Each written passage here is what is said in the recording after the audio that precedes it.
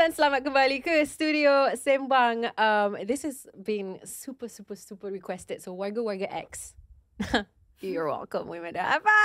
Guys, in the studio this week we have Leona. Hello. Hi. You made it. I'm so happy to be Oh my god, here. it's like the episode that like started in the group chat, but we actually made it happen, you know? This is an honor for me. Oh my god, girl, thank you. Like, if there's any, I have like a list of things that I want to do, and this was like at the top of it. I manifested sitting in this chair, guys. Sis, I feel like on the other side, I manifested it too. Bila you tweet kat kita kan, I was like, for real ke? Sebab biasanya, like, we've never had anyone be so proactive about it. And I was like, oh my god, this is really sick. I would love to. Like, I really wanted to be on Studio Sembang. Like, it's really my dream.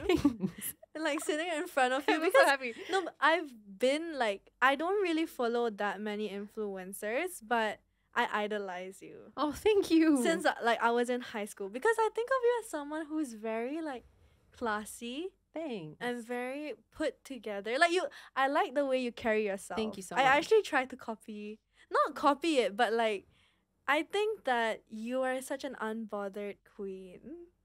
Girl, and I like that you're so smart. Thanks, sis. I really God, this appreciate is like it. a fangirl moment. No, stop. Thank you. It means a lot to me because like I think like maybe similarly to you, and this is a question that I want to ask you kejap lagi lah, is like when you're making this content, it's just you and your camera. And even when you're like acting or working in anything in entertainment, it's like you doing the camera, right? You don't really see. And sometimes when you see the response online, it just looks like a bunch of numbers and you're macam, betul ke? Orang macam, betul ke? And then like when you hear it in person, it's like, oh, for real? Yeah, but no, I really look up to you. Because I think the way you present yourself is so like elegant. Thanks, girl. And you're not the kind of person who like does dirty tricks to get what you want. You know, like slow and steady. I think you really present yourself in such a beautiful and like proper way. Yes, girl, it's all the concealer. No, it's not the looks. I think like your personality. I really appreciate that. I really appreciate that. We actually, I checked your horoscope. We're super compatible, by the way. Really? You're Aries, I'm Libra. No, I'm Pisces. You're Pisces? I'm a Pisces Stella. Who told me that you're an Aries? Was her.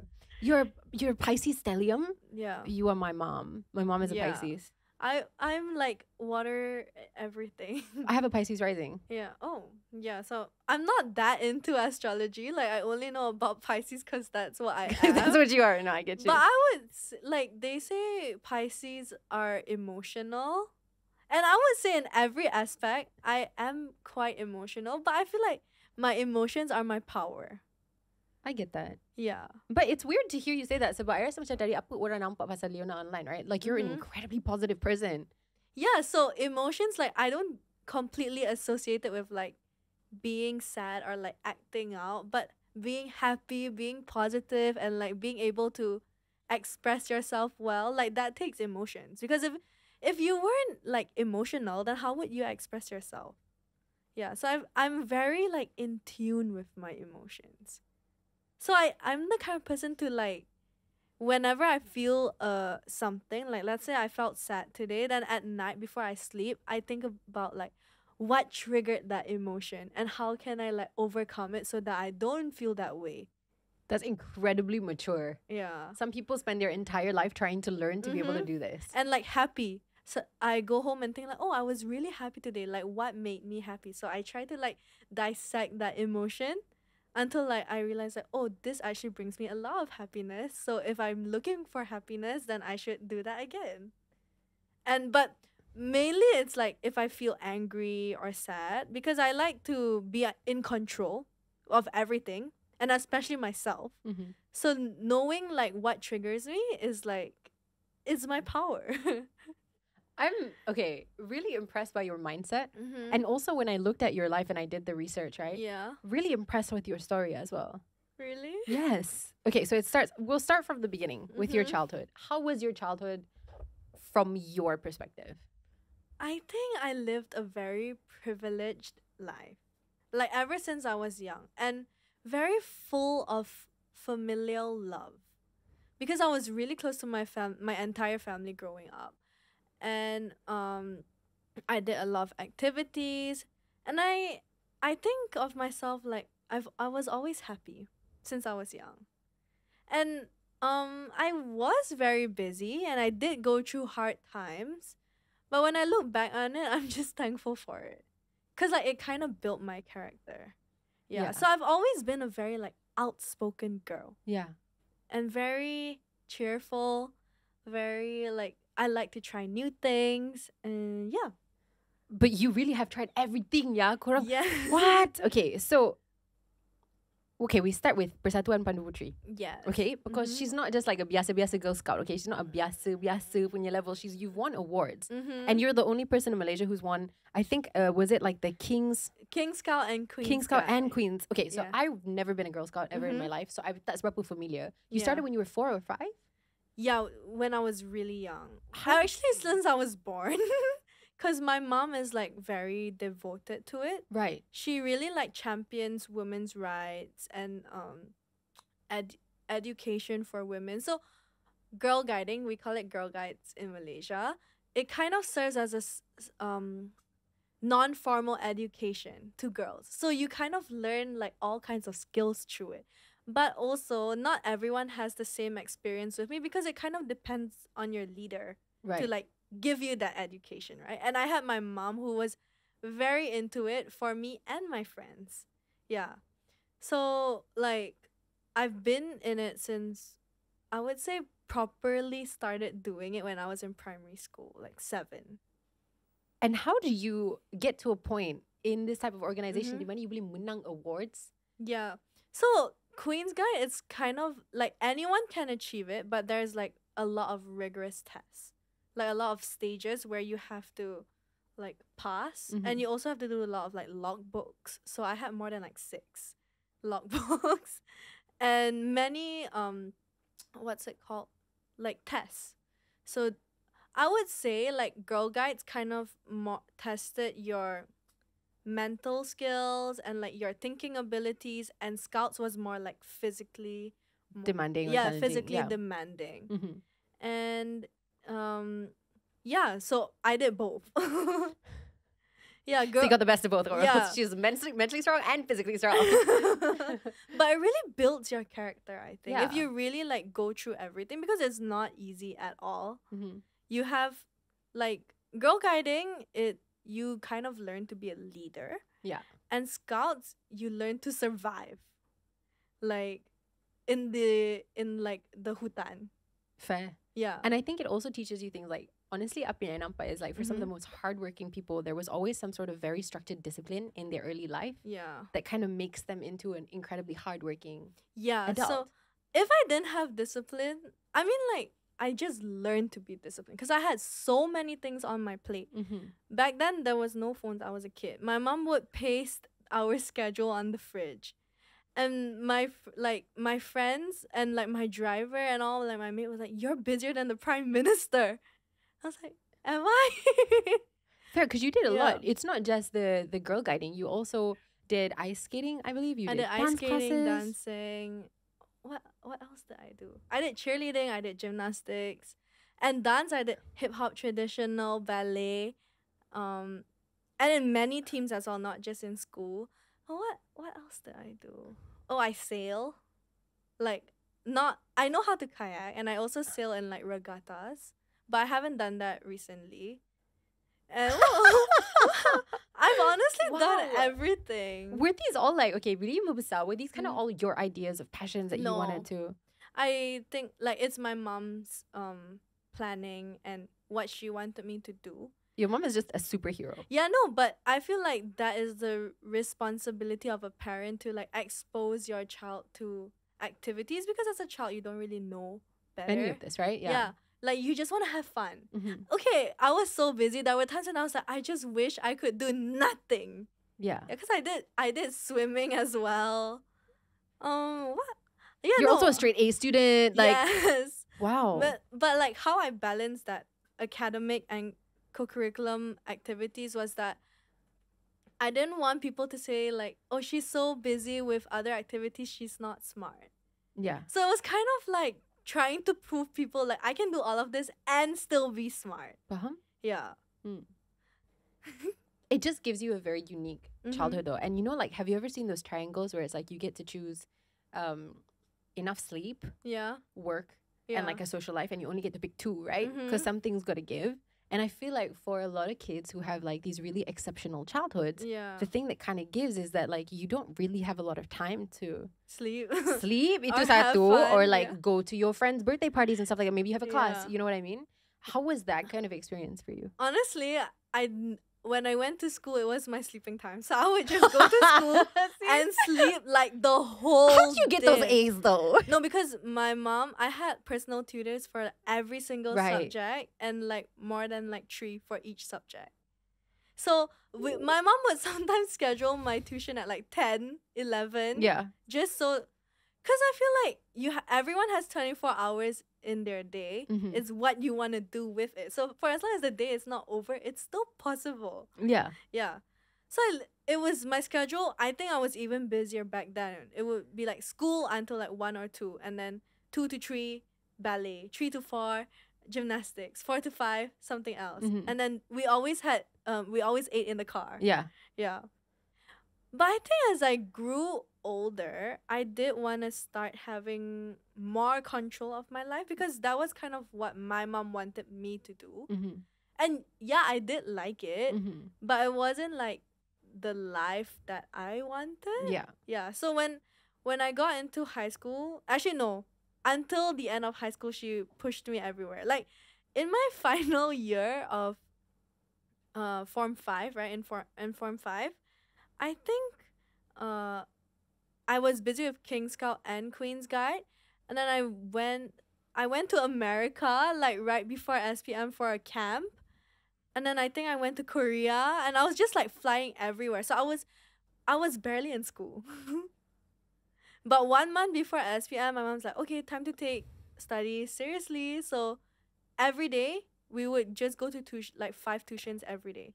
And my mom would like go with us. Because my mom wanted to be like a strong support for us. Like I think that's why I could go this far. Understand. And like really like perseveres, because my mom never like left me alone. Even when I went camping in America, my mom slept at the hotel outside.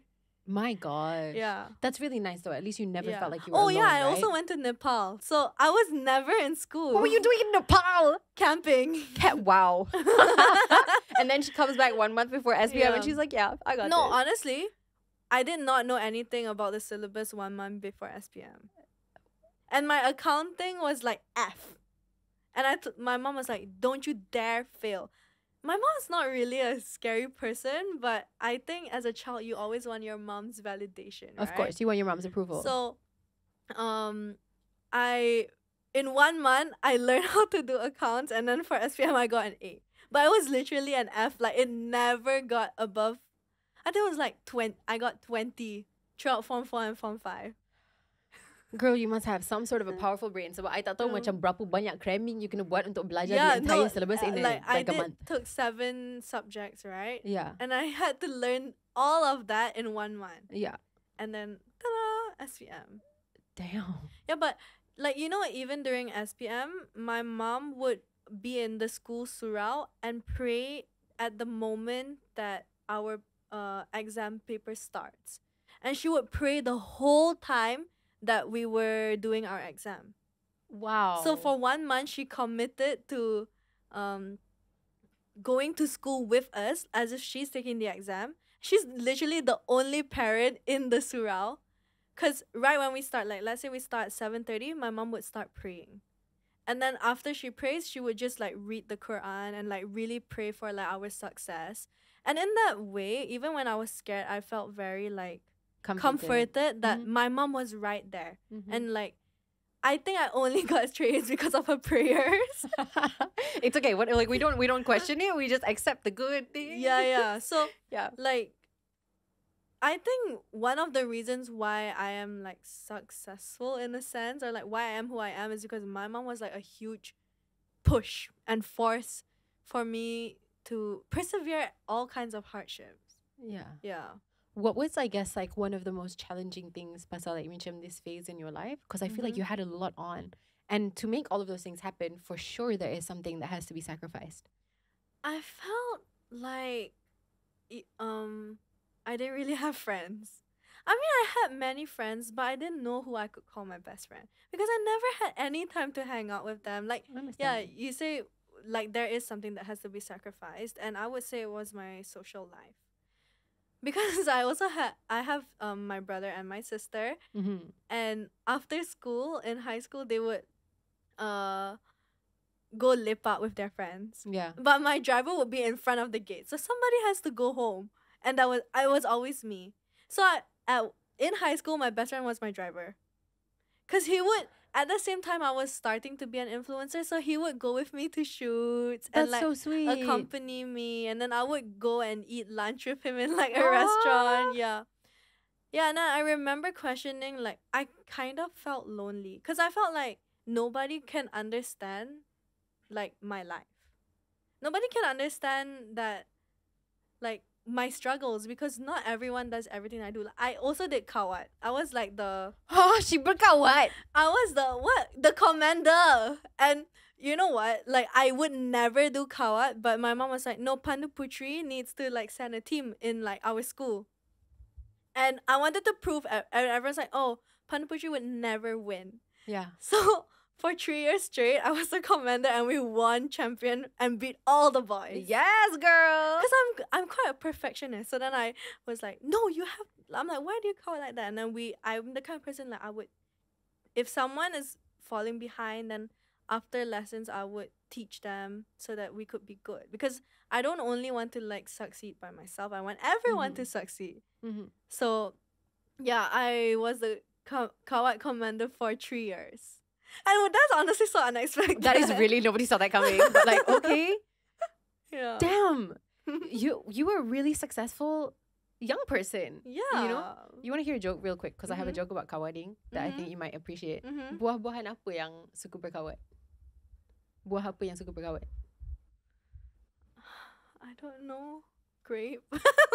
Pisang. Kiwi sebab dia kiwi kanan. Sorry. Commercial break. It's terrible. I know. Okay, so you said something earlier that I macam nak tanya kan. Out of you and your siblings, did you guys have very different upbringings? Because you just said we all had the same. Oh, but your twin got to lepak. No, like in high school it was a bit more relaxed. So those would he got to lepak, but he was also busy like with his own thing. We don't have the same schedule, but we had the same upbringing. So my twin, on the other hand, he was a scout, and then he did ice hockey, and what else did he do? He did many things. And my sister is more like an artistic person, so she does like poetry. Wow. And she draws, and she also does all the things that I do. Right. But then, yeah, if you meet all three of us, we have very different personalities. Yeah. Which is always interesting, especially when you see in a twin. It's like macam mana korang boleh macam twins. He's quite the opposite of me. Really? You know? Like, he's an introvert. Yeah. I get you. But he's very dependable. Like a reliable but slightly quiet. He's my brother. Yes. Yeah, and I'm the you of my family. That's what I felt like. Yeah. That's why I felt connected. 100%. Like, you have a brother who does the behind the scenes work. Yeah, right? Who really does not want to be in front of the camera at all. Yeah. Like, given the choice, my brother doesn't want to be in front of the camera. But he kind of seemed open to do the makeup tutorial. Yeah. No, but he kind of just like, I'll do whatever makes Leona happy. That's very sweet. Yeah. Like, I'm so tight with my twin. Like, I hope I pass away before him. If ever. Like, even if we're like 80 or something. Yeah. Because I feel like if I lose him, like, I lose myself too. Like, he is a huge part of me. 100%. Yeah. And I can't even begin to imagine, because like my brother is my younger brother, and I feel that way about him. What more if we had spent like 9 months in the womb together? So we, like, throughout high school, we always we did everything. Like, all our tuition was just me and him. Of course. Yeah. Because you also went through everything in life together, right?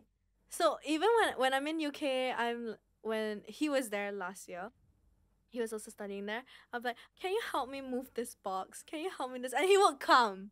I mean, at least he's there with you, so like, you don't feel alone. Yeah. Again. And even now, like, he's like the person I trust most. As it should be. Yeah. Yeah. Like, I kind of like look up to you and your brother, and I want to do the same thing with me and my brother, because he's also like very brainy. And I think you should. Yeah. I think you should, because ultimately, like, especially even when it comes to work and stuff like that, not everybody has the macam relationship yang betul untuk and bekerja like dengan dia punya adik-beradik and kan. to work with someone, you need to really trust them. 100%. Right? Yeah. So, and if you already have a sibling who you feel like you had to trust macam tu, I mean, not everybody is as blessed tight, or as tight, right? But why not? Yeah. And you have the same dreams. Exactly. What was your dream though when you were like going through this phase of your life? Sebab I rasa macam lepas you dah cuba everything, right? And I liked what you said earlier about macam parents bagi you exposure yang banyak, so that when you move on as an adult, you really know what you're doing and you know what you're talking about. What was your dream though? Like, do you remember what was your first ambition or cita-cita? Maybe this might come off as a surprise, but I don't really have dreams. Like, I'm the kind of person, like, I'm very realistic. Okay. So I don't really like, oh, I wish for this. Like, I kind of just, at that time, how I got through, like, all the busy schedule was, like, living day to day. So I didn't have, like, an ambition. It was just, like, I want to, just short ambitions. Like, if I'm doing Queen's Cup, I'm like, okay, I want to achieve that. Right. Yeah. But now that I think about it, I've never really dreamt of being anything. It's just like, what's your next goal, and then your next goal. Yeah, what's my next goal? But these days, I still don't really have like solid dreams. Because people say like they have like a 10-year plan or like something they want to achieve. But I'm more of like, deal with it when it comes. Yeah. But like, I mean, I do have a direction that I'm going to. But like an ultimate like solid goal, not really. Kind of hard to figure it out as well. Sebab kadang-kadang rezeki tu kita tak tahu peluang apa yang akan datang besok, and then what if you plan something and then it doesn't happen because it's not really everything is in your control. I feel like my only goal is like, oh, I wish to be happy in a few years. Like I like whatever I'm doing, I just hope I'm happy. Yeah. And you seem like you are the type of person who knows how to choose happiness. Yes. I'm sure you will be. Yeah. No, I think it's like even after a lot of experiences, then you learn how to choose yourself. There. And how to be happy. Because happiness is not something that is easily achieved. No, it's not. Yeah. A lot of people feel very unhappy with themselves, but I think you need to have a lot of like, you need to learn to be secure and have confidence in yourself. Because if you yourself are not your biggest fan, then who's gonna be? Who's gonna root for you if not you, you know? So yeah, like I just wish whatever I do in the future, I'm happy. And I don't really have like a specific dream of what I wish to be doing. It's just happiness. Fair. But I kind of also believe, and this might be like a hot take, that happiness, it really is kind of a state of mind. Yes. I mean, obviously to a certain extent. Some terrible things can happen in your life and you are allowed to have negative feelings, right? We don't want to like toxic positivity either. But I think to a certain extent, if you like try to be grateful for everything, then it's almost as if you're like trying to attract the happiness to you. Yes. No, because my life does have a lot of negativity, but you choose your music. You know? Like you are the one who determines how you feel. So if you choose to listen to the noise, then obviously you're gonna be feeling like sad or whatever, because you are what you surround yourself with. Yeah. So if you start, even like when I go through hardship, I'm like, oh, maybe this happens for a reason, and like I don't know it yet, but I will know it one day and I will be grateful. So just count little blessings. Just wait for the hindsight to hit you and you're looking back like, oh, whenever I go through like the hardest of times, I like take a step back and close my eyes and think about what I should be grateful for in life. Because, you know, sometimes you kind of get caught up with how fast-paced life is. But then you don't realize that the life you live now is what you wished for back then. Yeah. So you need to live in the moment, because you shouldn't stress too much about things that are out of your control. And happiness is within your control. Yeah. Smart girl. I'm like, how are you? Okay, and you also work in like social media, which is crazy because to have somebody who is so used to this like everything is fast, every day is changing, and to be able to take space in that, wow. That's awesome, dude. Like that's really impressive. Yeah. It's really impressive. It's really about the mindset though. Because you can have everything in life but still think it's not enough. But if you are content with the little that you have, no matter what, you will be happy. And I think don't find happiness in things. Like, don't find happiness in other people. Find happiness within yourself. And like you said, it's like a state of mind. So, like, at the end of the day, I told you just now that I do a lot of self-reflection before I sleep and try to count my blessings and, like, find my triggers, right? So then I think about how do I feel that way again? Like, how do I feel happy? And one thing is that I never, like, pent up my emotions. So if I have something to say, I'm a very direct person. If I have a problem with someone, I will say it to their face. But also, I'm good with my words. So when I'm when I'm confronting someone, it doesn't sound like hateful or negative. It's just like, I'm trying to understand why you acted that way. And then they don't even think of it as an attack. So when I'm angry, I don't even sound angry. Yeah. How did you learn that? Or have you always been like that? No, I think I just do a lot of self-reflection. Damn, sis. Yeah. Okay. So I just, in the chaos of life, right, you should be content with yourself. 100%. Because happiness starts from you. Yeah. Yeah.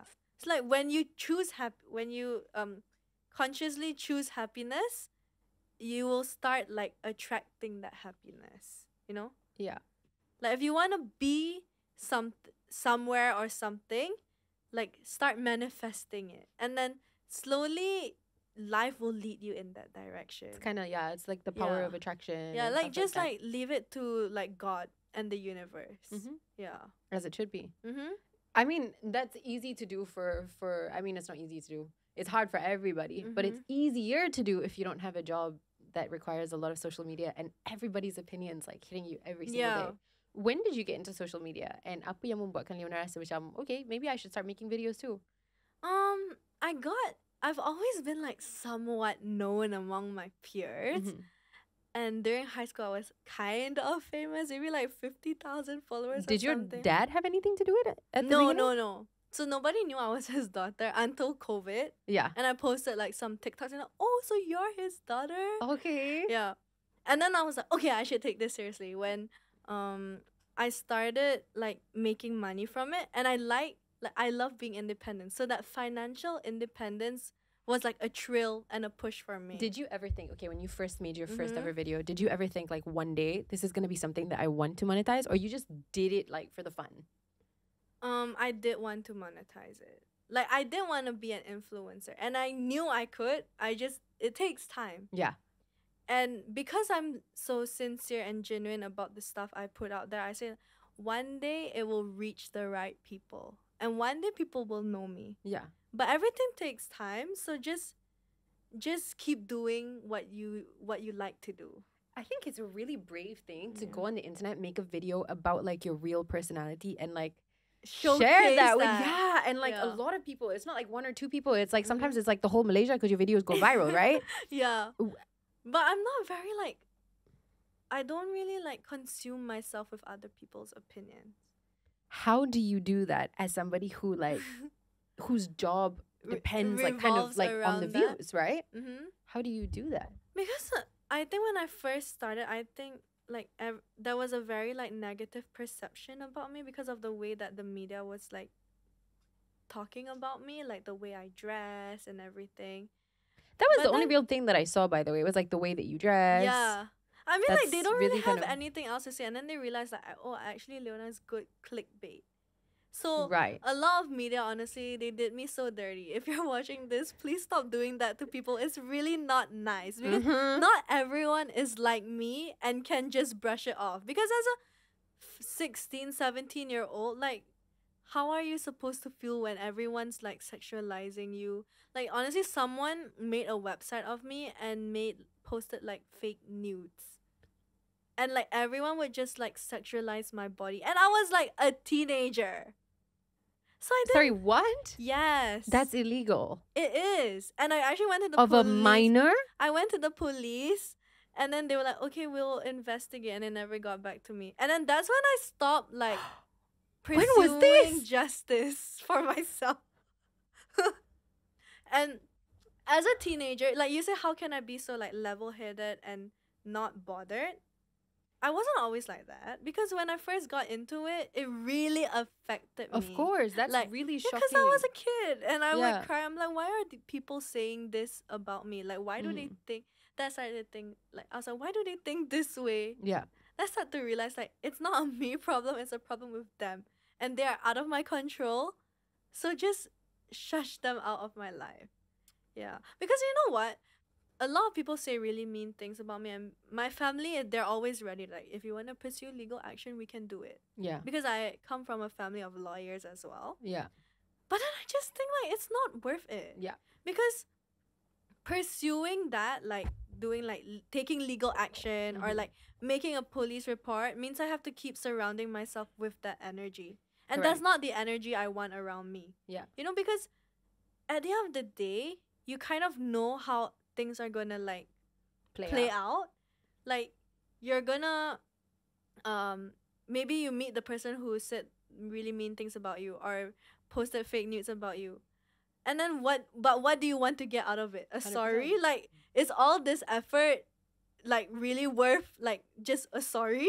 There will never be a good enough sorry. Yeah, there will never be a good enough sorry. And you know what? Sometimes some people are really just dumb. And you can't do anything about it. Like, do you want to really, like, spend all your time and energy just to know that he is dumb when you already know he's dumb? Correct. Right? Yeah. So I just choose to ignore it because I don't want to give my time and space for something that is not worth it. Yeah. Because you know what? Like I said, you can't change how people think of you, and you can't change how people are. That's just who they are. So, like, just don't waste your time on it. Focus on yourself, focus on your happiness, and, like, try to just block it out. Because, yeah, you can't control how other people act, but you can control how you act. And I choose to not surround myself with bad vibes. I'm always like, no bad juju here. Yeah. But I think that part of you, kind of when you carry yourself like somebody who does not want to be surrounded by the negative energy, you kind of don't allow it to reach you, right? And then you end up with an environment that's a really safe one that makes you feel comfortable. Yeah. Tapi apa yang rasa menarik juga is that, like, oftentimes when you work in like a public facing industry, or like you want to be an influencer or an actor, a lot of people are like this, right? As soon as you start getting this peer pressure, and it's almost like online cyberbullying of people trying to make you into something that you're not. Contoh lah. Because I've been there, right? About the baju and pemakaian and what you're covering and what you're not covering. For example, a lot of the times, a lot of people, they look at the comments, they're like, okay, this is what people want, and now I'm going to change myself in order to appeal be like, to them. Exactly. And you never did that. You were like, honestly, no, because I say, like I said, I don't do things for the show. Like, I do it, if I want to wear better, it will be because I want to and not because someone told me to. Because I really I don't like people who try to, like, dictate someone's life, because this is your life. 100%. So take control of it. Like, I can't emphasize that more. People can say whatever they want, but just stand up for yourself, because if you're not going to, really, no one else is going to. You know? So if you want to be who you want to be, just be that person. Yeah. Some people, like, it's a given that some people will not like you. But why do you choose, like, you know, out of 100 comments, there'll be one negative comment and you get affected by it. Do you block them? And then, no. But you kind of, like, oversee the 99 positive comments. Yeah. So it's like that 1% of people who don't like you, why are you trying to please them when 99% is all for you? Yeah. Yeah, so that's why I don't care that whatever people have to say about me. Cuz I don't feel the need to prove anything to anyone. I'm into it. Yeah. And I'm not like, I don't, like, do stuff like, oh, please like me, like, I'm going to change myself just to, like, gain followers. Because you know what? For how long are you going to put up this front? Yeah. Because you're going to keep, like, you change yourself and then you're actually not happy and you do it for a long time, then one day you just burst. Right? Because you're like, this is not me.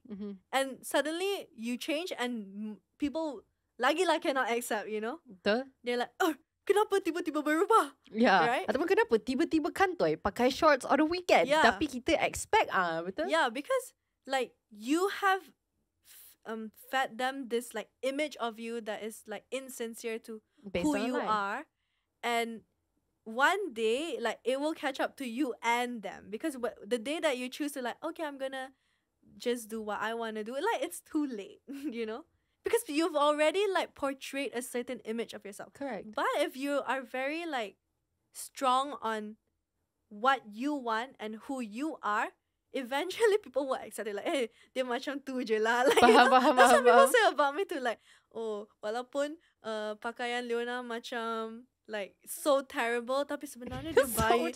Dia baik. Dia Tapi orang dia okay yang lah baik. sebenarnya Yeah, kan? then I'm like, okay, like, good for you. You realize that I'm more than what I dress, like how I dress. Yeah. But I think the thing is, to reach this level of thinking, you need to like be matured and, you know, like educated. But a lot of celebrities aren't. So they like to involve themselves with like dirty play in media. Yes. Yeah. And, you know, don't you ever sometimes when you're on the internet, you're just like, why didn't they just stay quiet? Yes. Because a lot of people, like, they say too much that they can't toy themselves. Yeah. You know? Mm-hmm. But then if you just, like, carry yourself with class, like, people Shut only... up when you need to shut up. Yeah. People only know what you say. Yeah. So stop exposing yourself even more. Mm-hmm. And that's one thing I respect about you, because you don't, like... I don't think you, like, when someone attacks you or, like, there's, like, some scandals or whatever, you don't like feed into it, right? I have sometimes. Not gonna lie, I have my petty moments. Yeah, no, but like petty is okay. But you know the people who like start to like come up with like stupid statements and stuff. Yeah. No, I get you. I try to avoid it, but I think that I really respect what you do, because I think that you are a lot more. And I always find this very inspiring about people who work in the content creation space. About you specifically are so honest about who you are in a way that honestly I'm not. Like, I'm honest on my podcast. So if you watch Studio Sembang, then you akan kenal I siapa and my personal opinions and stuff like that. Which I pun akan hentam for my personal opinions as well. Tapi you're not gonna hear them anywhere else is basically what I'm saying, right? Yeah. Like on TikTok and stuff, I do the transitions, babe, because I feel like it's what makes me sleep at night better. Like putting up transitions and stuff. Yeah, like, not being too real about my personality about yourself. In a short form place. Because I think that like when you have maybe a different kind of upbringing that is considered really weird, where like, you know, I grew up wearing shorts, for example. Yeah. And I grew up maybe with a more liberal leaning mindset. And you're on a place like TikTok. Your content can reach everywhere, including people who have different opinions. Yeah. And that's totally fine. But something about that makes me feel unsafe, because it's like, but this is... You don't know how your content is going to be like received, right? And you don't know how your opinion is going to be received either. I mean, I feel like, I'm not saying you, but some people have a lot to hide about their life, or like they don't really want to show it, which is fine. Yeah. But I do have sides of myself that I don't like expose. It's just like whatever people see on social media is really surface level. Of course. Yeah. So at the same time, I do keep some opinions to myself. Like what should be kept personal. Should be personal. Yeah, it's personal. And it's just because I post like all of these like videos like talking and everything, it doesn't mean that like my whole life is out there. But, like, some people think they really know me through my videos, but I don't know. I think it's a really incredible skill to be able to allow people to feel like they're close to you, but actually they know nothing. Yeah. Right? And that balance is not easy. And that's why I've always been like, even with my show, what I'm trying to do is I'm trying to show people that people who work in entertainment are so much smarter than you even realize. They're real humans. They're real humans, firstly, and they're super intelligent, because to be able to entertain in like a way that protects your personality and your safe space and with it's not easy, babe. Yeah, no, it's not easy at all. Like, I guess it's just like boundaries, and you set those boundaries. So it's not really like a problem that you don't share too much of your life, because what is out there can never be a secret anymore. Yeah, you can't take it back. You can't take back what you said. Yeah. So it is okay to be more careful about what you say out there, because some people just choose to have more like private lives, and that's fine. Mm-hmm. But for me, like, I'm okay with everyone knowing, like, this is who I am, my personality, and like, take it however you want. Yeah. Yeah. What are your personal boundaries? Like, what are certain things that you macam mungkin moving forward, you're like, nobody's ever gonna know this part of myself? And you don't have to explain, because I understand it's a private thing, but like, where do you set the boundary? I don't have any secrets. Like, there is no side of me that like I'm embarrassed and want to keep a secret. Yeah. Because I feel like everything happens for a reason. So like, everything is a lesson. Yeah. And that part of me, maybe it's embarrassing to some people or like not very nice to know, but that is me. You can't erase your history, so just embrace it. Because yeah, you may have done regretful things in the past or things you want to keep hidden. Mm-hmm. But then I guess you should just like look at yourself now and it's like, oh, I'm a much better person now. So it's fine if people know the past me, but I'm not that anymore, and that's fine. You know, like, you can't erase what you've already done. I think one thing about me is that I'm not one to like have any regrets. Because yeah, you can't change the past, so don't dwell on it. Instead, live in the moment and try to be a better person in the future.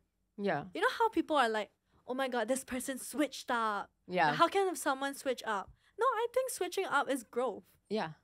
And you know what? Own up to it. Like, don't deny your history. Don't deny your past. Just prove that you are a better person now. Yeah, so like, honestly, like, everything in the past, like, it's okay. It's over.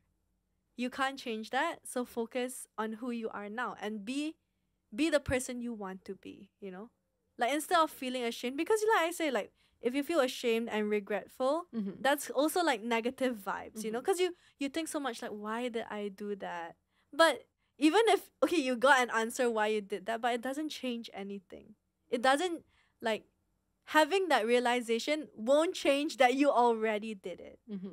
But having that realization, you can not repeat that same thing anymore. Yeah. Yeah. That's insane to hear you say that, because I think that this is like something that everybody's working towards in their own time, like including myself, right? Yeah. To reach a level of like security, comfort, and acceptance of yourself. Yeah. That you macam tak kisah lah. Yeah, I know I did that, and maybe that was stupid. Like, I got some haircuts on the internet, babe, that really I wish didn't exist. Like, let's delete them, guys, like forever. Like that one time I went blonde, bad idea. Tapi macam it takes a really secure, mature, developed individual to be able to like take a look at yourself and be like, yeah, but that's part of the process, and that's what made me me, and I'm awesome now. Yes, right? Yeah. And it's weird to hear this coming out of somebody. I know age is just a number, but you're a young woman, like at the beginning of your 20s, and this is some like peak realization that people get like closer to 40.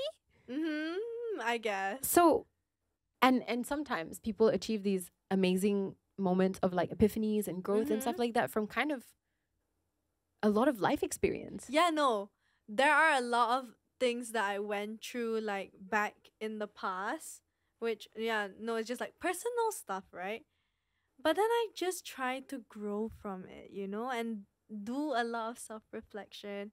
And everyone thinks like my life is so easy. Like, no, it's not. I've had my fair share of like downfalls and personal like problems, but like you just gotta learn to see the beauty of life. And I think also it has something to do with like surrounding yourself with people who are like mature and positive. Like, that's what makes me me. Because if I hang out with someone for the first time and I get so much like negative vibes, I'll just never see them again. Fair. But I think like I'm friends with everyone, but my really close inner circle is very like small, tight. Yeah, and I pick and choose every single one of them because they bring out. You need to find people who bring out the best version of you. Yeah, like that's so important that you surround yourself with people who make you even better, like, and inspire you, and someone that you can learn from. Because I do have friends that I just have fun with, but it's also important to have these good friends for the long run. Of course. The ones where like one day if I ever get married, you're gonna be there. Yeah, like I guess Is it harder to make friends as somebody who has like a really large social media following? Do you find that more people now maybe want to be your friend tapi dengan niat yang salah? Yeah, of course there are people that I think like just want to be friends with the wrong intentions, but I don't really let them in.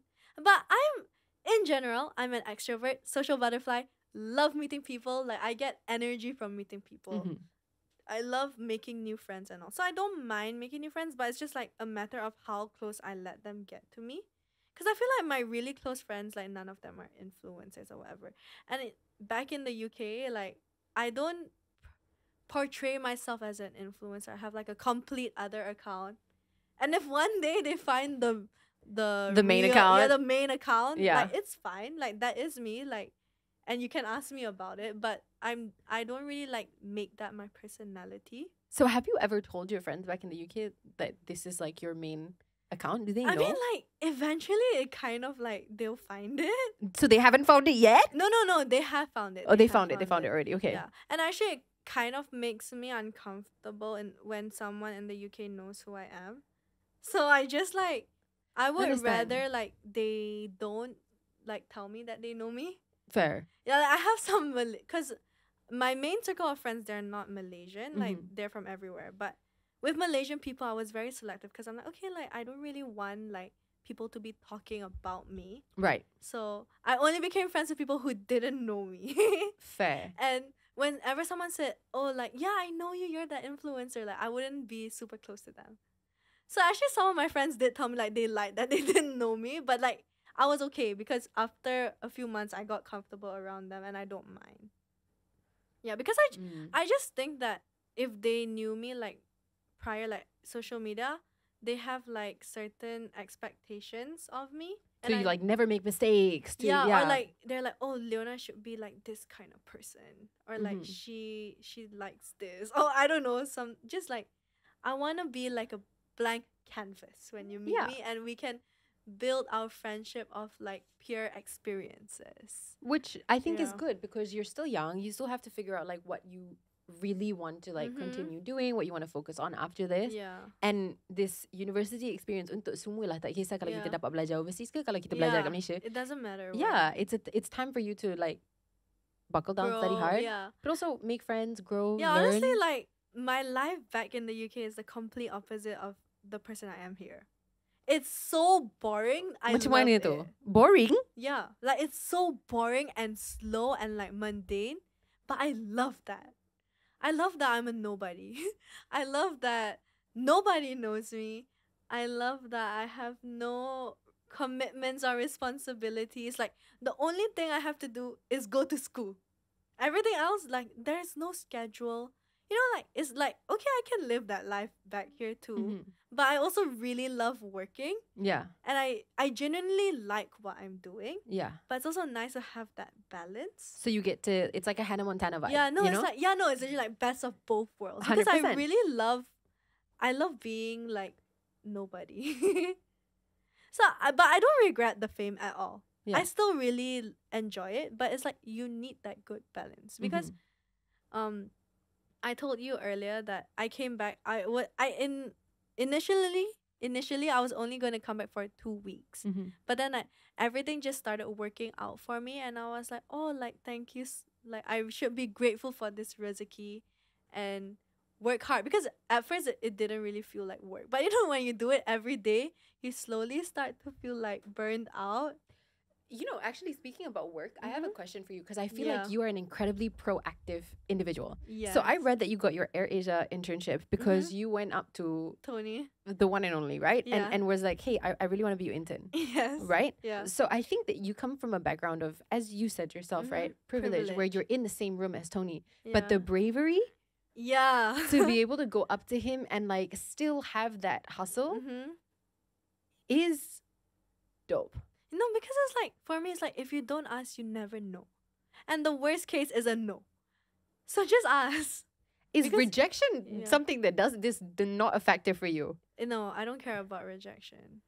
Like, I don't like all this, like, ghosting and, like, beating around the bush. Like, just say it to my face. Not just, like, I mean, not just asking stuff, but I take rejection so well. Which is awesome. Because and honestly, a superpower. Like, you wouldn't don't want to ponder about something like and have regrets, right? Yeah. So if it's a no, it's a no. So like move on. Yeah. And like, what are you gonna do next? Instead of like, but what if? What if? The thing I hate the most is what ifs, because I'm like, I don't like this like random, like, how do I say, like just something floating. I just want the definite answer. Yeah. Yeah. At least you can move on. Yeah, because life moves so fast, and there's no time to be waiting. I hate waiting. Yeah. Very cool perspective. You should just get that. You should just get the definite answer and choose how you want to live life. Because why people feel regretful is because they have a lot of what ifs in their head. You know? How did you learn all this? Like, I'm very, very like, what? Yeah. A yes is a yes, a no is a no. And that's it. In life, it's a yes or a no. So, but that's, you know what the crazy part is about this, right? Is Yeah. that's what everyone's scared of. yeah. Scared of rejection. Like, I'm scared to, okay, for some people out there, I'm scared to ask this person no, because what if they don't like me? You know? Yeah. And what if they say no and then I'm going to be heartbroken? Or like, Yeah. I'm really scared to apply for this job because what if I don't get it? Then I'm going to be heartbroken. I'm Yeah. really scared to apply for this college because what if I don't get in? Or I'm really scared to do... It's always like a fear motivated Like, thing. and you hold yourself back, 100%. right? No, but then the thing is, like, you miss 100% of all the shots you don't take. So just kick that ball. If it goes in, good for you. That's Fair. a bonus. If you miss, then you missed. Yeah. And just kick the ball again. Yeah. You know? Instead of like holding on to the ball and be like, what if? And then you don't know. Like, you never know the ending. All these regrets is because like you had an open ending and you always ponder like, but what if it was a yes? What if it was a no? But then imagine if you just kick that ball. Goal? Yes, happiness. Move on to the next step. But if you always hold yourself back, you will never grow as a person because you're always going to be stuck in that one spot. I agree. Yeah. So don't hold yourself back. Just, you know what? I do feel fear and like, I feel like, oh my God, what if this doesn't go the way that I wanted to? But like, fuck it, you know? Yeah. Like, just kick the ball and let the ball determine your fate, you know? Yeah. If it's meant for you, it will come to you. And if it's not meant for you, it will never come to you. Fair play. Yeah, like, and even if you want the same goal, like, kick the ball how many times? Maybe after your 5th try, the ball will go in. Yeah. Because life, it's all about timing. 100%. And it's all in God's timing, you know? Because you yourself as a human, like, how do you, like, predetermine your future? You don't know, right? So if it's not meant to work out, like I said, you can kick the ball 10 times and it's not going to go in. Yeah. But what if God's like, okay, this is the right time? And you know, everything happens for a reason. And you might not see that reason now, but just be like, just have some self-assurance that eventually things will work out. Because there are times when I'm like, why are things not going my way? But in a few months, you're like, this is why things didn't go my way. Yeah. Because I have something even better. Like, you don't know that something better is waiting for you. So don't be afraid to take the next step, you know? I think like any progress is good progress. Small step, big step. If you want to like take one micro step, like it's fine. Yeah. Just go at your own pace, you know? Like, I think one thing is that people care too much about other people, what other people have to say. I was just gonna say, Yeah. like my biggest ick is people who make fun of other people who try and call them cringy or lame. Yeah, no, right? because I you know, hate that. I hate that. Like, Yeah. who are you to make fun of someone's effort? Yeah. Because you don't know what it took for them to take that step. I honestly think it's an insecurity thing. It's yeah, like, no, that's why like Yeah. I say, these people who make fun and like say stuff about us, like it's a problem with them. 100%. So don't make it your problem by giving them the time of day. Yeah. Just fuck you. That's your that's your 100%. point. Like, that's just the way you see life. And like, for me, it's not even anger. I don't feel angry when people say bad like stuff about me. I'm just like, I just feel so sorry for you. And I'm grateful that I was able to see life in a different perspective. And you know what? Maybe they just didn't have the opportunity to be exposed to so many things, which is why they have like this shallow mindset. Because you know, when I was a kid, not a kid, I think 16, I was doing my kayak expedition. And then this kid came up to me like a little girl, like Yeah. 5 or 4 years old. I was wearing shorts. She was like, my mom said you're going to hell because you're wearing shorts. And I was just at a mama and like in the middle of I think some kampung. I was just like, what? And I was like, you know what? These like people are a product of their upbringing. And their environment. And everyone has different upbringing. And that's just how her view of the world is going to be, because like that's how her parents think. So I'm just very grateful that I was able to be exposed to so many things and like like my own upbringing, that I don't think that way. So rather than feeling like, what the hell, who are you to say this to me? I'm just like, I feel so sorry for you. Mm-hmm. Yeah. I think when you choose to not be angry, like it's all about the mindset, in the sense like you need to change your perspective. Mm-hmm. Rather than feel angry about how someone acts, just pity them.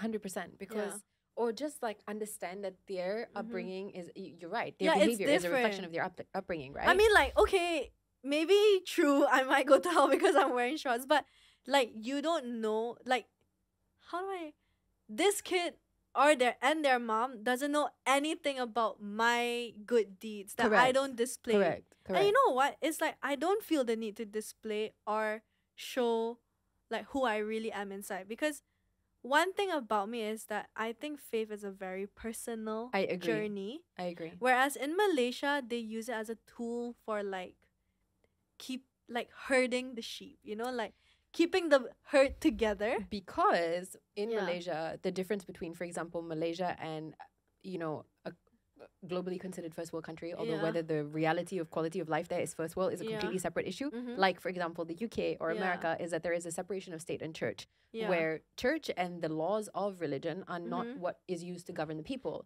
Versus Malaysia, where our religion is also our law. And so that's the difference. So in that sense, a lot of people think of religion as a tool to like scare people, like fear and discipline people. Whereas for me, faith is like my relationship with God. And I don't feel the need to like prove it to anyone. Yes. And actually one thing that I really don't like, which is kind of ironic because it's the kind of comments I get the most, is when people comment about my faith. Because you don't know, I might be a very, very good like Muslim and I practice my deeds in many ways, but like you don't know. And then here you are saying all these things about me, right? But using faith as a form of exhibitionism to get people to like you is also a sin. Yes. So I don't think you should even bother, right? Because like if you are practicing your faith in your own time, as soon as you try to make that into content to convince which people, so many people do that. Yes, like, you know, a lot of people do. Recently, it's the two girls who tak tutup aurat langsung sitting here having a conversation about religion. No, because people actually don't know that I'm very like my beliefs and like what is that? Your faith. Yeah, no, my beliefs and my like grounding is it's all based on religion. Like I would say I'm quite a religious person, like in the way that I think. Yes. But how would anyone know that you're not in my head, right? Yeah. Yeah. So to each their own, you know? Yeah. Like don't judge someone's religious journey because you are not God and they have nothing to prove to you. Yeah, 100%. Yeah. Like whatever I do is between me and God. And if you think like it's your responsibility to like advise me, actually your responsibility is the people around you. So start there first. Yeah. Because you know what? You should only be telling someone how to act if you're perfect. And I can guarantee you, you have a lot to improve on and work on yourself. Correct. Yeah. And judging of other people on a public platform and leaving it in a comment. Yeah. So really, honestly, try to like really think about your intentions there. Like maybe you think you're doing it as your responsibility, but are you really? And why don't you think about how that would make me feel? Correct. Yeah. Because if I feel sad, what if you get a sin? You don't know that. right? Exactly. It's always like the niyat really that's where it's coming from, right? And sometimes people can take it too far in social media and stuff like that. Yeah. Other than like religion, because you are on social media and you're dealing with these people who can say literally whatever they want to you, even though they sometimes forget that they don't know you. Other than religion, is there anything else that people try to come for you for? No, not really, right? Because I think like my personality is out there and people can see that I'm genuinely like a... You mind your own business. Yeah, I mind my own business. Like, say whatever you want to say, but this is me. Yeah. And I don't really give people a reason to hate me because, I don't know, my personality is out there and they're like, she's so harmless. She's literally in her own world. I get you. The other thing that I wanted to ask you is you're very intelligent. Thank you. Leona, you're really, really intelligent. And I think like, it's not that I had like a misconception about you, but I really didn't know how this interview was going to go because I've seen you on social media, but we've never met. I've never gotten to speak to you. I've never gotten to ask you any deep questions. And you make content that's designed to be entertaining for people. And it is. I watch your content. I laugh. I think you're a really funny girl. And then, you know, like I scroll and I watch the next one, right?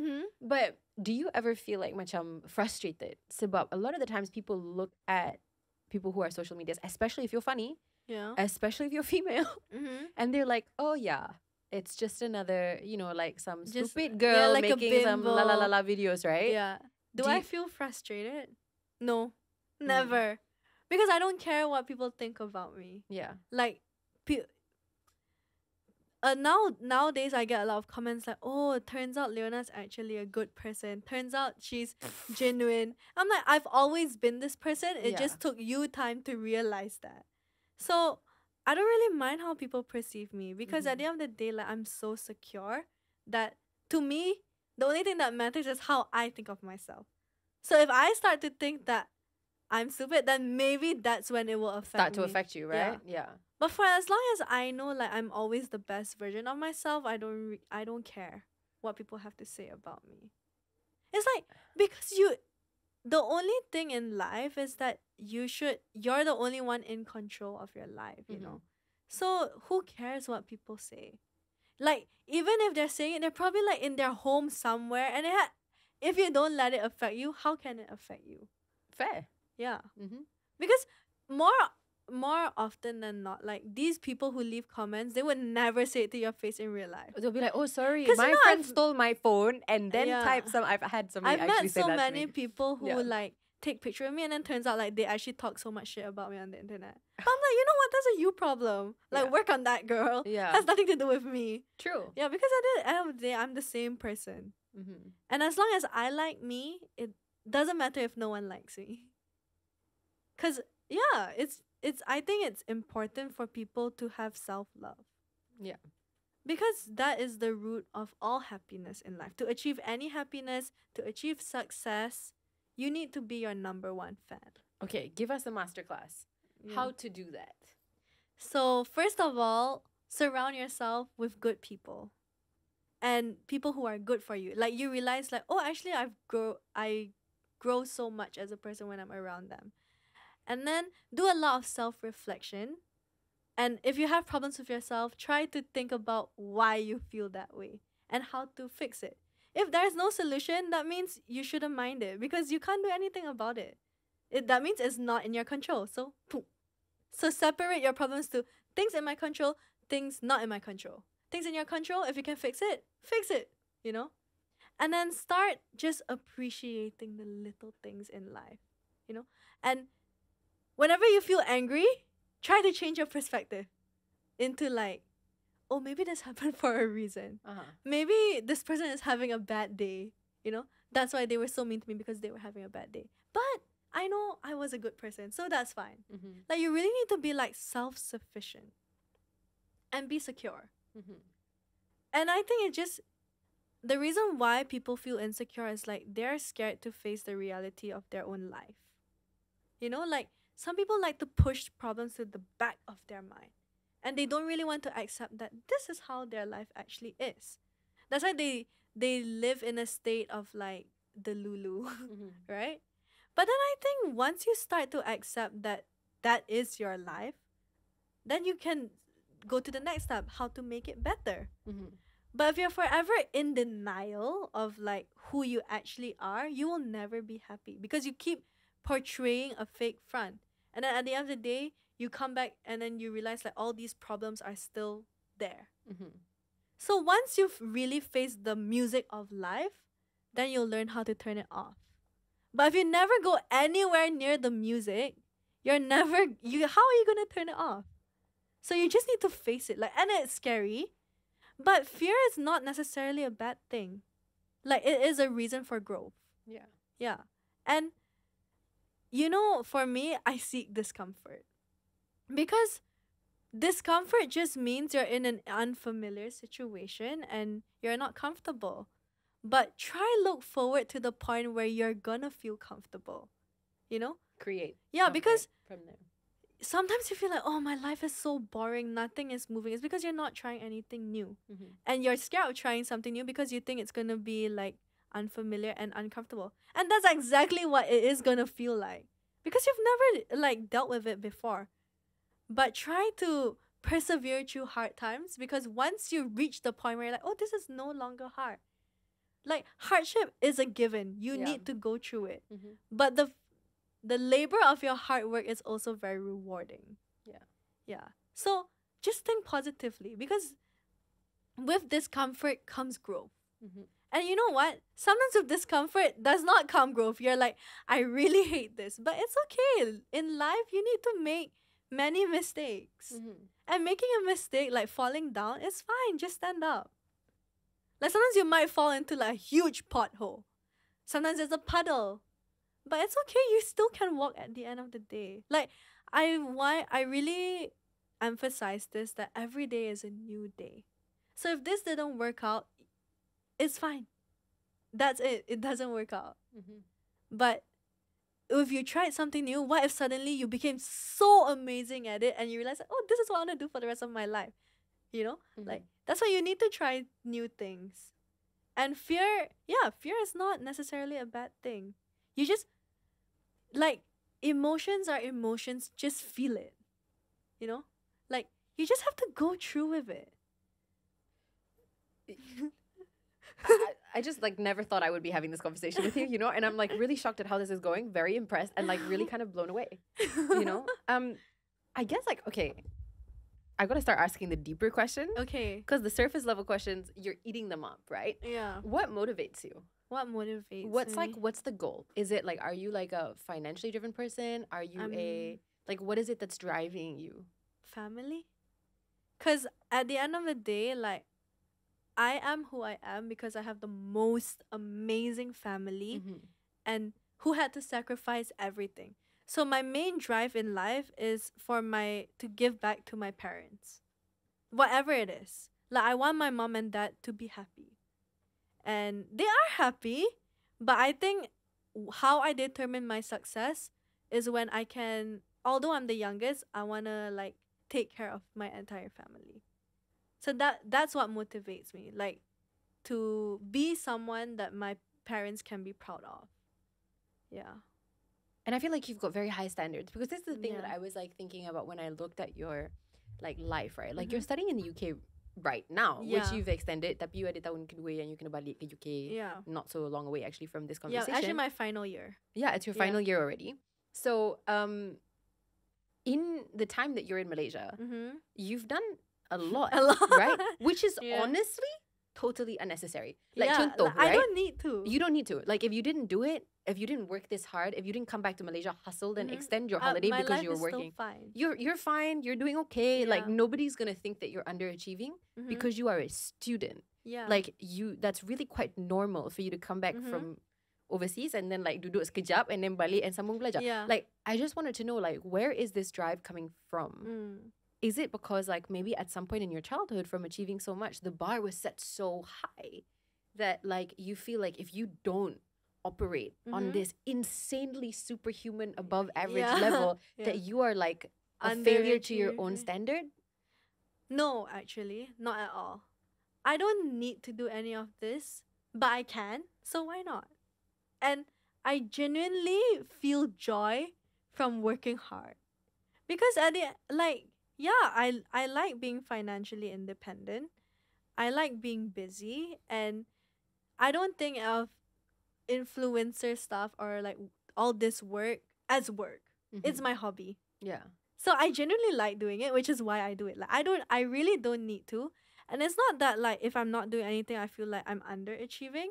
It's just like I just want to be an even better version of myself. And I want to prove to everyone and myself that I can do anything as long as I want to.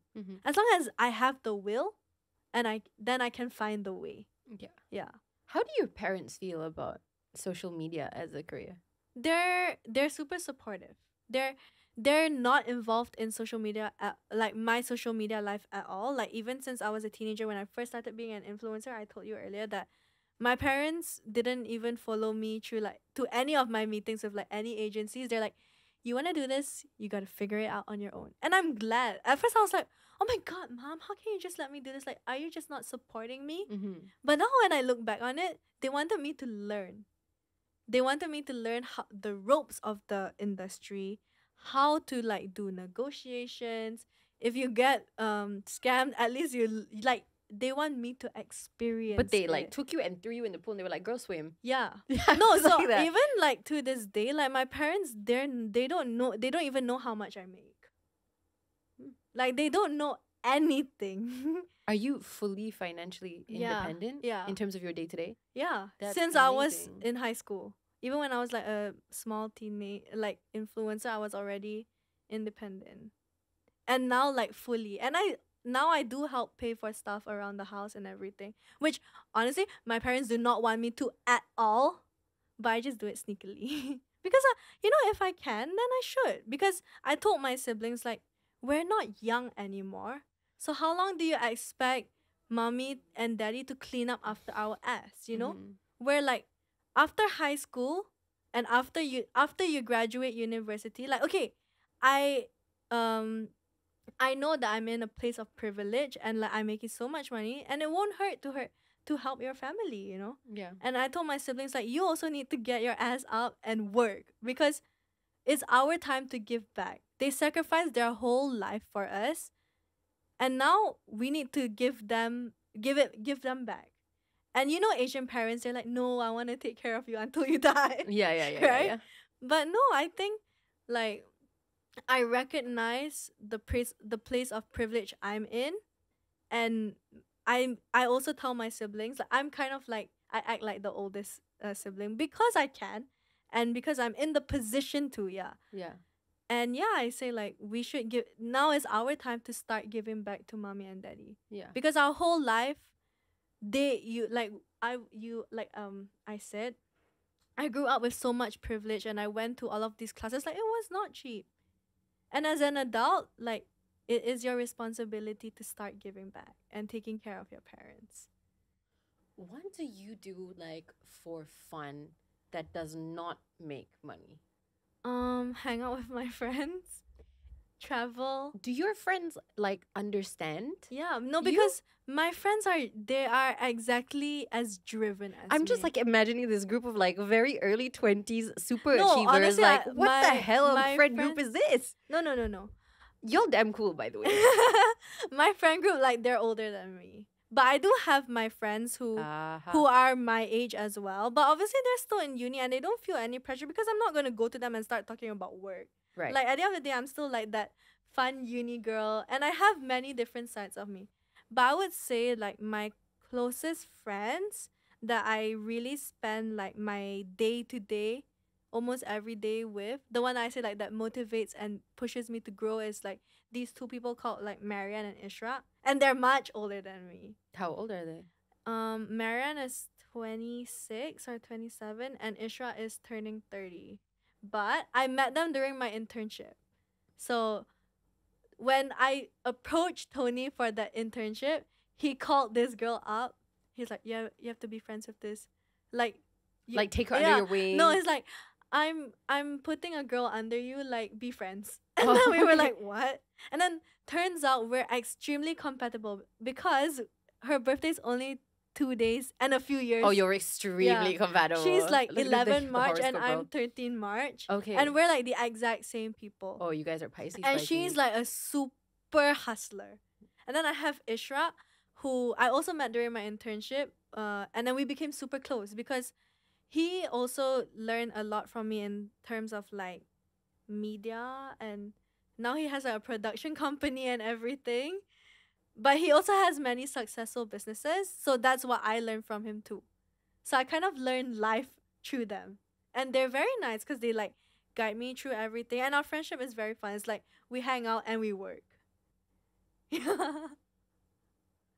And I like they are the friends that I spend the most time with. But I do have many best friends, like all kinds of circles. Yeah. Yeah. And everyone is kind of like teaching you a different thing about a different part of your life. Yeah, because you know, everything can be a lesson. You can learn something from anyone. Yeah. But if you realize they're not actually teaching you anything good, then maybe they're not good to hold so close to you. Like, it's okay to still be friends. I'm really friends with everyone. But yeah, I say you really need to focus on your inner circle of friends. Because Ishra and Marian really motivate me to be a better person. Like, just earlier I told you that I recently formed my own company with my brother. It's called Pahamin Twins because we're twins. And Ishra is the one who guided me through like everything. The setup. Yeah, the setup. So, yeah, which sure I could have asked my parents and family for help, but I like the independence of like achieving and finding that myself. Like, I can go the easy way, but sometimes the hard way is more fun. Like, I could just be like, hey mommy, hey daddy, like, how do I do this? But instead I'm like, oh Ishra, can you teach me so I learn? Like, I don't want things to be like spoon fed to me. That's also a very interesting perspective because, you know, we're going through this like internet wave of criticizing anybody who comes from any type of privileged background and thinking like, oh, you know, that's like nepotism, you know, and all of these things. But you didn't. Okay, firstly, nobody chose. Yeah, nobody chose. Like, you can't choose your family, and people only don't like nepotism when they don't own up to it, and they're like, oh, correct, I made it here all by myself. But no, even to this day, I acknowledged all the privilege that I was raised with, and I'm like, yeah, I'm like this because of everyone around me, and I'm thankful. But like, I'm also not the kind who's like stingy with like knowledge. So I try to share as much like to my followers and help them out. Yeah. But I think the most important part is like owning up to your privilege. Yeah, because I think that which is not easy for people to do, because no, it's not. Yeah. It's not, because you don't want to feel like when you admit this thing that like, oh, it's like, oh yeah, but actually like, could I have done this without nepotism being a part of the conversation? Yeah. But I've met quite a few nepo babies in my life, and some of them really don't put in any work. Yeah. And then you got people who are like really hustling, trying to find alternative, like to really distance themselves from the nepotism so they can feel proud of their own successes. And it's like a very... I think like, if you are like given privilege, you should use privilege in the right way. Like, there's nothing wrong with like acknowledging and using your privilege, because okay, if it's already there for you, why are you trying to deny it? Like, you know how you say like some people try to run away from it so that they can feel proud of themselves, but you need to think about the most efficient way and through which way can you achieve the most success. And I think another thing that people need to spend some time thinking about, not in defense of anybody who doesn't put in actual work and has been handed anything on a silver platter, but imagine you were a parent and you had the facility to provide this for your children. Would we not all give our kids the best life? Yeah. And right? It's like, okay, every parent wants to give their kid the best life, but not every parent can, right? So if like you've met, like, okay, there are 3 kinds of nepotism babies. There's the one that doesn't do anything, the one who doesn't want to be associated, and the one who uses it to the best of their abilities, right? So the ones that don't do anything, I think the thing is like, they don't really have the realization that things don't last forever. No matter how much money you have, if you don't keep like adding to it, investing, it will it will eventually run out. Maybe not in your generation, but like maybe not now, but one day. And that day will come, because it's a finite amount, you know? And then the ones who try to not associate. That's kind of like my sister. She doesn't really want to be associated with nepotism. But I think when you own up to it, you can achieve so much greater things. I don't think I would ever accuse you of nepotism, though. I would say that maybe, like, yes, privileged in the sense that you were exposed to so much from a young age. You had a longer time to get accustomed to it. Yeah. Nepotism! Girl, if you were trying to be an actor, sure. Yeah. Sure. But I'm not. Like, no, honestly, I got so many acting offers, but I don't want to do it yet because I know, like, I'm not ready for it. Like, to start acting. And I'm not going to do it just because I'm my father's daughter and I might be good at it. I feel like you would be really good at it. Because you're very emotionally intelligent, and that's what it is, right? Like, you have to understand how somebody's feeling. Non-verbal communication is a huge skill you need to have. I feel like you would kill it. No, but in a sense, like, everything I'm willing to give it a try. But for acting, I feel like, not that I care what people think, I just have a higher standard for myself. And I only want to present myself when I think I can give my best performance. Because now I know deep down I'm not ready for it. Okay. And actually, my dad always told me, like, I don't think you should go into acting. Oh, he said that? No, because, like, don't you, like, when you act, you're around the same people in very high pressure environment. And then at some points, like, it can get very tense. Because I did follow my dad to, like, some shoots when I was younger. And, like, you know, when everyone's stressed out, they don't really talk to, they get, like, they start to speak quite rudely to one another. But not because they mean to, it's just like, things have changed a lot. Yeah. Things have changed a lot recently. It has changed? Yeah. So I remember when I was working as a child, there was, like, a general, like, set atmosphere of, like, walking on eggshells. Yes, there was, like, a lack of, like, social responsibility, I guess, for what was said. Sometimes your director could get very angry at you and you feel like, oh, I'm in school. Yeah. Oh, yeah, I'm in school, right? Yeah. And now everything is a lot more civil, sensitive. Okay. Yeah. People are super professional. I have not walked on I have not been on any type of unprofessional set my entire adult career. That kind of, like, maybe, like, there was, like, one that got close because I didn't get along with some people and whatever. But like, most of my working experiences, super professional. Nobody was rude. At the beginning, people do, like, it's like you really gotta, like, climb the ladder, right? Like, when you first start, or at least when I started, and I was coming back into the industry, so I kind of knew some people there already, but you still gotta start from ground zero. And they will treat you in accordance with your character. And even sometimes you get the lead and they're still like, Adik, new person, right? Yeah. So there's, like, some element of hazing, but then you do get to your point in your career where you earn respect from people, and then it's smooth. Like, I don't expect to be, like, handed that respect. And I know respect needs to be earned, but it's kind of nice to hear that from you because I feel like my perception of sets is, like, from back then. And I didn't realize how that actually affects, super different. Like, me wanting to go into acting. Yes. Yeah, you kind of made me come to a realization that maybe I feel that way because I saw that, like, more than, like, 20 years, like 10 years ago or something.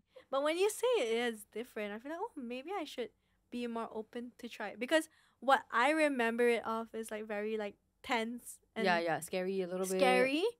But maybe it's not all that bad. It's okay. Honestly, I don't want to misrepresent it either and, like, say that it's really awesome and then accidentally you get a terrible set. I'm like, oh, girl. Obviously I don't expect rainbows and sunshine. But, like, knowing that there is some change in it, I kind of starting to feel more open to it. Yeah.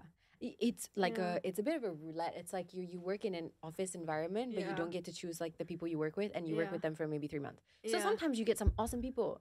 Sometimes there are a few people that you're like, okay, maybe we would not be friends, you know? But most of the time, everyone is really nice. Okay, I think I'll try next year when I'm back for good. Why not? Yeah. Ooh, acting. I got her to say yes to acting. And honestly, acting is a whole different world, right? Yes. Like, being exposed on, like, TV, like, it kind of brings you to another level of, like, fame and being known. No? Okay, what I would say about that is that, like, okay, what I have learned from building an audience, right, is that, and this is why I look up to content creators so much, like yourself, because what you're doing is you're putting the most consistent part of yourself out there.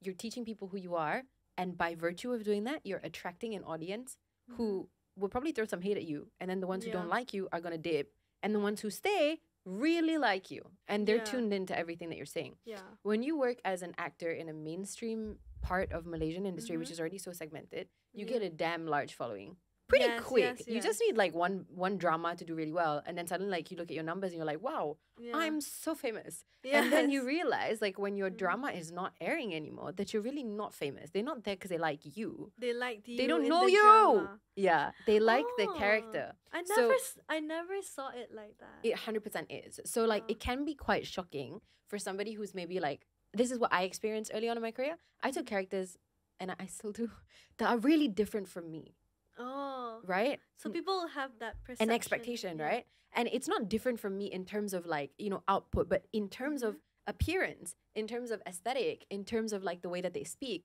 I can be very direct Yeah. and not what anyone would really consider to be. I mean, I don't think I'm a terrible person, but I Yeah. don't think I'm like the sweet, nice princess, very soft personality, which is the characters that I used to play.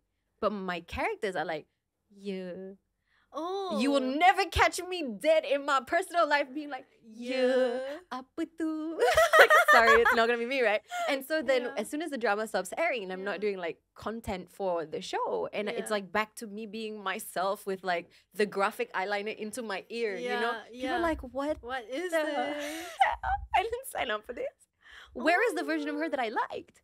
I never thought of it like that. So you end up with, yes, a large audience, Yeah. which is great for optics, but do you end up with a plugged-in audience? It's now your responsibility if you want to use To convert your that. nepotism of having this big, to convert Yeah. them into believers of who you are. Oh my god, I'm like mind blown right now. Because I never thought of it like that. Mhm. That like they follow you because of your A version of me that doesn't exist. that doesn't exist. Because actually I'm guilty of like having that thinking because like I watch a lot of K-drama, right? And then Yeah. sometimes I follow the actors and after the drama I'm like, oh my god, they're Like so you're so edgy online. Like yeah, what? like you're so different. yeah, You're, yeah, like, didn't see so this coming. weird. Yeah. And then you're like, they're not what I expected. 100%. Oh my god, that's kind of insane.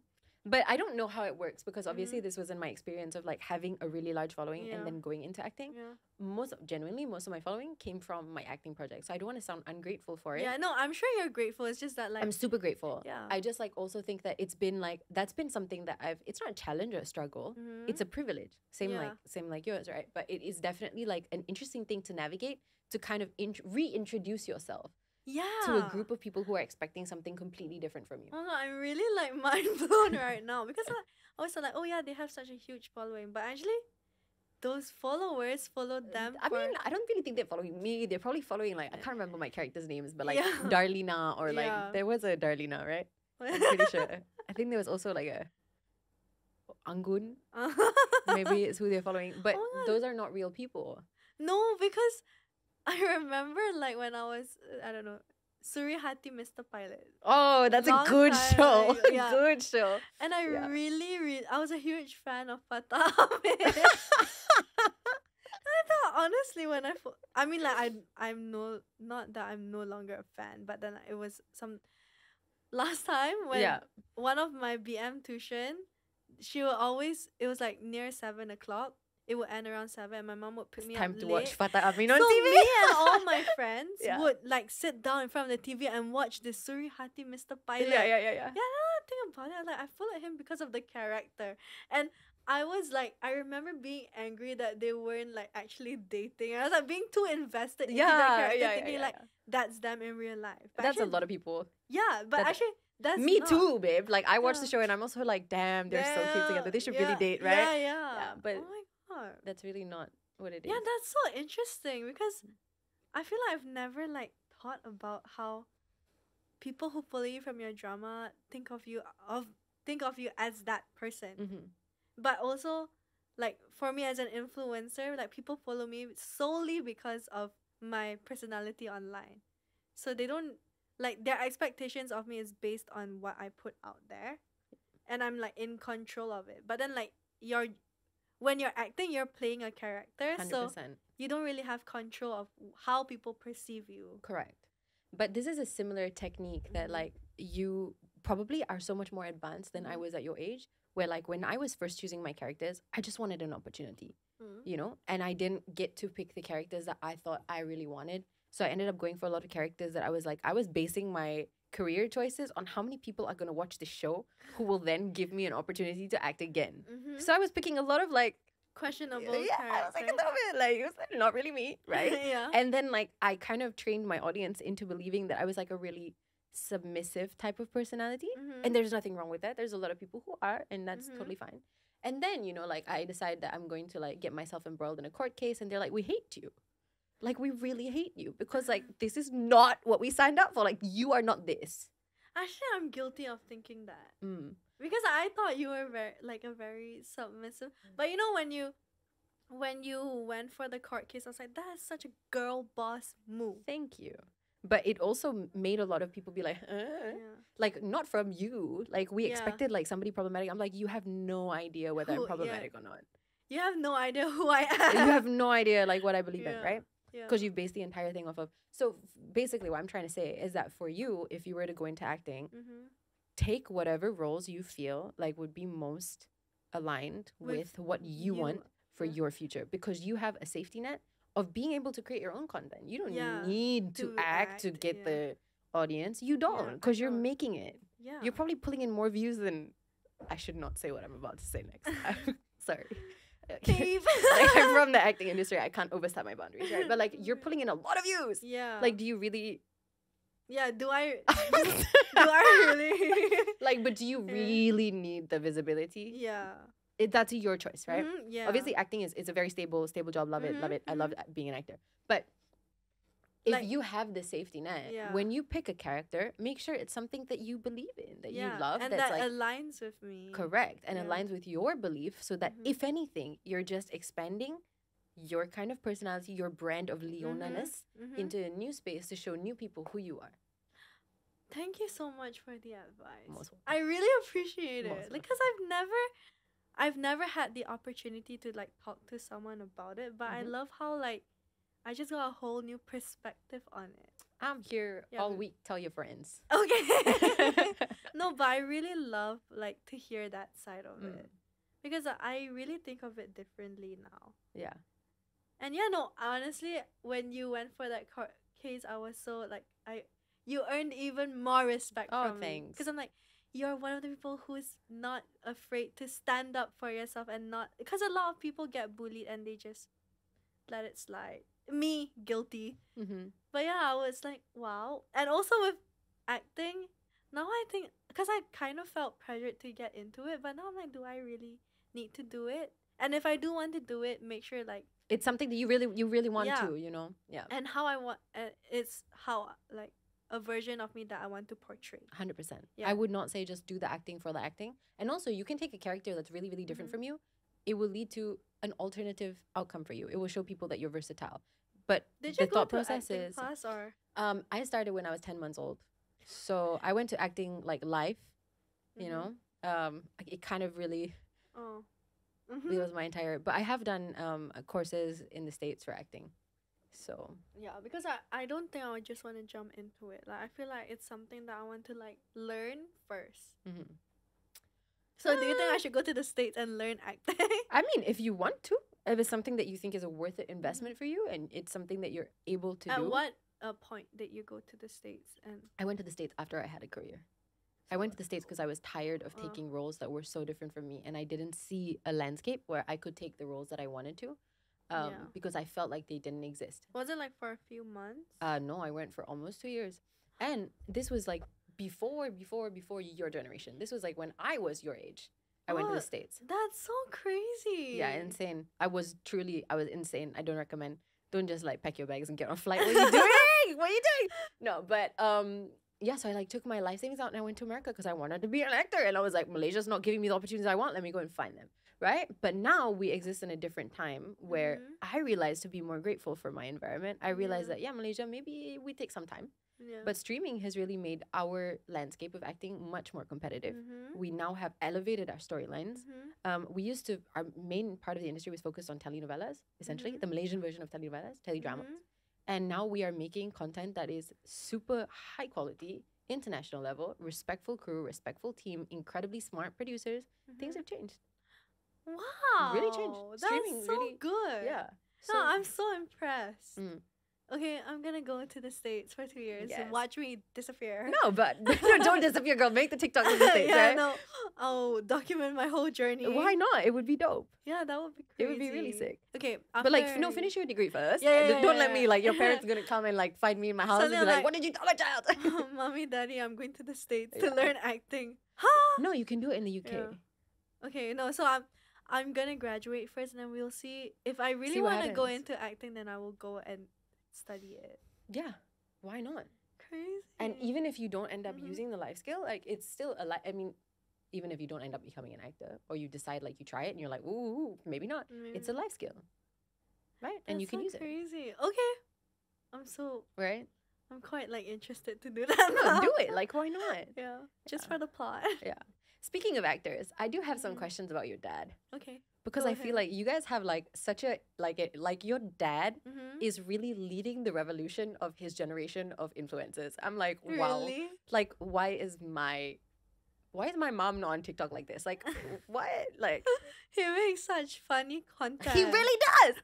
But okay, the thing that I wanted to ask you, and I hope this is Yeah. an okay question Yeah. for me to ask you, not too personal, is Mhm. he sometimes gives you advice, babe. And like, Yeah. I watch it and I'm like, What? where is the family WhatsApp group? Like, Yes, yeah. he's like posting the TikTok talking to you. Mm-hmm. Like, But like, no, I just really no, wanted to ask that's this. the thing. Me and my dad have quite a generational gap, like in mindset. Cause I met your dad before I ever met you. By the yeah, way. no, honestly, he's a really great person. He's so sweet. in real life. He He's really so is. great. Yeah. But on the internet, sometimes it's questionable for me as his daughter, right? Like it's not questionable, but it's like not aligned with the version of me that I want to portray myself and the way he portrays himself. Mhm. Honestly, all that advice on TikTok is just content. It's not he doesn't scold me. He does like whenever I make a mistake, he does not react the way he does on social media. Yeah. Like it's just the way he likes to. It's like his. no, like it's his content. It's his content. yeah. Whereas like and I don't even feed into it. I'm like, you can just say whatever you want. Like go Yeah. ahead. Yeah. But like I'm not aligned with that. Because sometimes he does say things and people are like, what do you have to say about your dad saying this? I'm Yeah. like, that's not who he is in person, so like it's fine. You know? My dad is a very loving father who never scolds me. And I mean, okay, he does scold me if I make a mistake. He has to, like it's discipline. But he's not that character. He's not that online character that you think he is. You know, Yeah. when I first met your dad, I've only ever met him once, and I've Mhm. met you once now, and I interviewed your dad, Mhm. and now I'm sitting here interviewing you. And like the first time I ever interviewed your dad, Yeah. he came into 𝙏𝙃𝙄𝙎 Most Wanted, Yeah. and the interview was about you, babe. Huh? Now I'm interviewing you about him, and I just feel like, wow, this is Oh, you know this is a movie. When I walked into 𝙏𝙃𝙄𝙎 Most Wanted, I thought you were the host. I was so excited. And I was like, oh, it's not you. It's okay, you're here. Yeah, no, I'm here. I do the studio segment for them now, so I've stopped doing the interviewing on 𝙏𝙃𝙄𝙎 Most Wanted. okay, yeah. But I interviewed your dad on 𝙏𝙃𝙄𝙎 Most Mhm. Wanted first, and he was talking about you, and you can just tell, like, he's so proud. yeah. Like, off camera, he was like, you need to meet my daughter. She's awesome. You will love her. I was like, wow. Aww. Yeah, he was Yeah, no, so I love him. sweet. I love him so much. It's just sometimes we clash because of like he has like that old mindset of how social media should be. 100%. Like me and my brother always make fun of him and say he has like superstar syndrome. He is a superstar, though. No, I know, but then we're like, you're not that big, you know, like it's all in your head. We were always like, Daddy, like you're too into yourself. Like, is this just like an old actor thing? Because I've met so many old actors. This is the most savage read I Yeah. have ever seen in my life. No, I've met so many old actors and Yeah. they have that. No, 100% that's going to be me one day, too. Like, 100%. I'm Like, like, that like you don't have to wear sunglasses in the mall. Not everyone wants to take a picture with you. And now like he finally realized like, Leona, come here. I need to tell you something. I'm so upset. I'm like, why? He was like, because now people know me as Leona's dad, not you as Azhar Sulaiman's daughter, but now I'm known as Leona's dad. That was like the first thing he said to me in the interview. Yeah. He was like, yeah, I tak puas hati lah, Mi. I'm like, why? Why? Yeah, because I'm just Leona's dad now. Like, you see, you panggil I pun nak interview I pasal Leona lah kan. I was like, I think this is off camera. And I was like, wow. Yeah. Yeah. No, but behind the cameras and the scenes, like, he's a very loving dad who, like, tries his best in everything. And he doesn't, like, meddle too much. My parents don't meddle into our, like, personal choices too much. They really give us the freedom to be who we want to be. And they only, like, interfere if it's really, like, going the wrong way. But if not, they're like, go and spread your wings. Yeah. Yeah. So honestly, like, my dad's content, I don't like to watch it. I mute him on all social media. I realize I don't even follow him on TikTok. But you know, like, because like I said, sometimes his content, like, it triggers me, so I just block that trigger. But yeah, he's not the same off camera. Yeah. Yeah.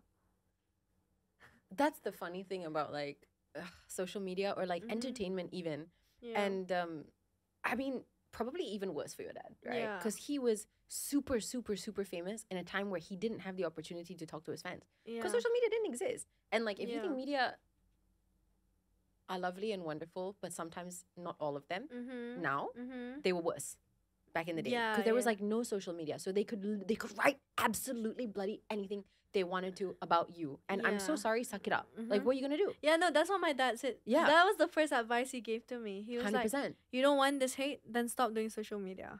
Because you know what? This is a given. Yeah. So you choose how you want to deal with it. But you know, with all the good, there will always be bad. So it's just a matter of how much attention you're gonna pay to the bad. So he really knows what he's doing. Like, he put on social media. Yeah, no, that's but great advice. It's so funny because, like, people always like, what's your comment on your dad saying this? I'm like, it's just content. Like, how do you guys not get it yet? That all of this is just content. I don't watch any of his videos, and people send it to me like, oh my god, Leona, does your dad really feel this way? And I'm like, no, like, he's fine. Me and him are fine. There's no tension. Like, I don't, but sometimes when it, like, gets out of hand and like it's all on the news and everything, I'll go to his room and be like, Daddy, why do you have to say like this? He's like, Leona, I'm just playing the game. And I'm like, okay. He's really a superstar. Yeah, I was like, really a superstar. Okay, you know what you want to do. I know what I want to do. So I just don't comment on anything that my dad says. Like, his content reaches his people. No, but I'm kind of obsessed with this. And also, like, low-key jealous that my mom doesn't want to get on, like, TikTok and have, like, some beef or something with me. like, do it for the... Yeah. No, ask your mom to start and be like, follow you know, today, Amelia. And then I can have, like, some fake beef with her. Yeah, I'm like, Mom, like... Yeah, Mom. Like, I don't know why my mom said that. I hope she watches this episode. I hope so. Yeah, hi, Auntie. she like screen records it and reacts to it on TikTok. I love it. That would be so fun. Iconic. Yeah, but me and my dad, we do not have any beef. It's just he says some funny stuff online, which I also disagree with, but it's okay.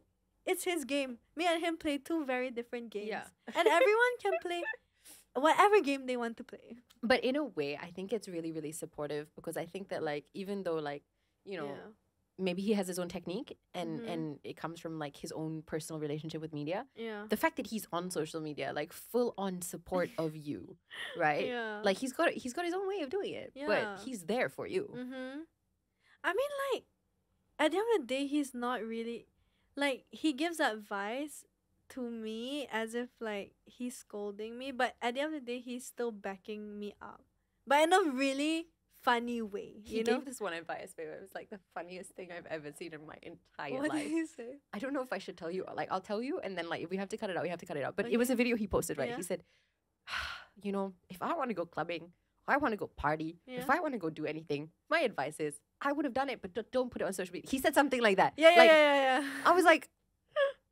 he's so funny. He's like, no, he was like, Daddy also pergi last time, tapi Daddy tak post. And I'm like, okay, Dad. No, it's so cool. That's iconic. Yeah. That's so iconic. No, like, I won't even deny I do party and everything. Like, you don't have to cut this out. It's fine.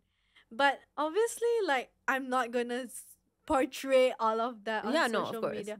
And my parents are aware of my whereabouts. Like there is no secret between me and my mom and my dad. Actually, my brother and sister are closer to my dad, and I'm very close to my mom. So my mom knows every single thing about me. Sometimes she's like, Leona, stop. You're telling me too much. Like, I should not know this. Like, Yeah, I she's don't want like, to know. Yeah. I should not know this. Like, why are you telling me? And then we were with her friends, and then they're like, oh yeah, I always have to ask my daughter, like, where is she? And I was like, Mommy, why you never ask me? She's like, I don't ask you, also you tell me. Oh my god, you know, we should link up our parents, because my mom had an episode on Studio Sembang, and she said the exact same thing, because growing up, any type of, you know, nonsense that I wanted to do, it didn't go on social media. I went straight to my mother. Yeah, no, my mom gets all the tea and she's in on it. Yeah. But you know, my mom is the kind of person who is like genuinely such a pure-hearted soul. Because when I come with her with so much anger, she kind of makes me like change my perspective, and like she tries to like channel that anger into like something else. Because sometimes I feel so angry. I'm like, I don't understand why this person did it.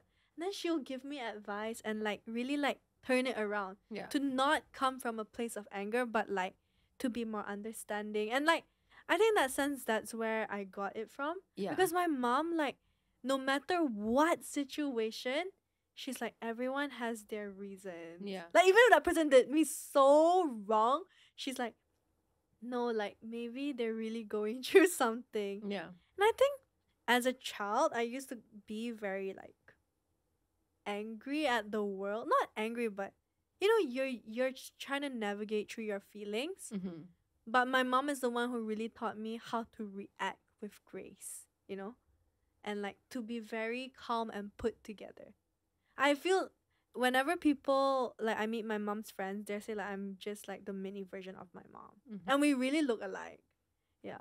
But I have her personality. And she just has so much, like, grace. Even though someone, like, does something so bad to her or to me, like, she just, like, tries to understand them. Even in the most, like, what the hell kind of situation. And I think that's why, like, yeah, that's why That's probably how you manage to. Yeah. To be this, like, calm and Zen. collected. Yeah, just zen and unbothered. My mom's level of being unbothered is, like, next level. And sometimes I'm like, Mom, you can't be this unbothered. Like, surely you have to care. Like, surely you have to care a little bit. She's like, no, it's okay. Just let the universe do its thing. And, like, just leave it in the hands of God. Okay, sometimes she's a bit too much, and that's where I'm like, you can't be like this. But yeah, I think because of her, I'm very zen. Yeah, no, it's a really good thing. And I think a lot of the times, like, parents unfortunately leave their kids with a lot of, like, wounds and things that they have to, like, recover from. But this is actually a very positive thing that parents should be teaching their children. No, like, okay, my mom is not perfect. There are times when I was hurt by her, but I actually, like, went up to her and I said, like, Mom, can you, like, tell me why you did this? Because you actually made me feel this way. And then she does not push me away. She will explain why things go a certain way. Because as kids, like, it's hard for you to understand. You don't understand everything. I know you don't understand your mom. And you're like, why did my mom do this? Or, like, and they get very, like, scarred, right? But I think, like, at a certain point, like, you need to have that conversation with your parents. And not everyone's mom is gonna be cool to, like, be like, sorry I hurt you.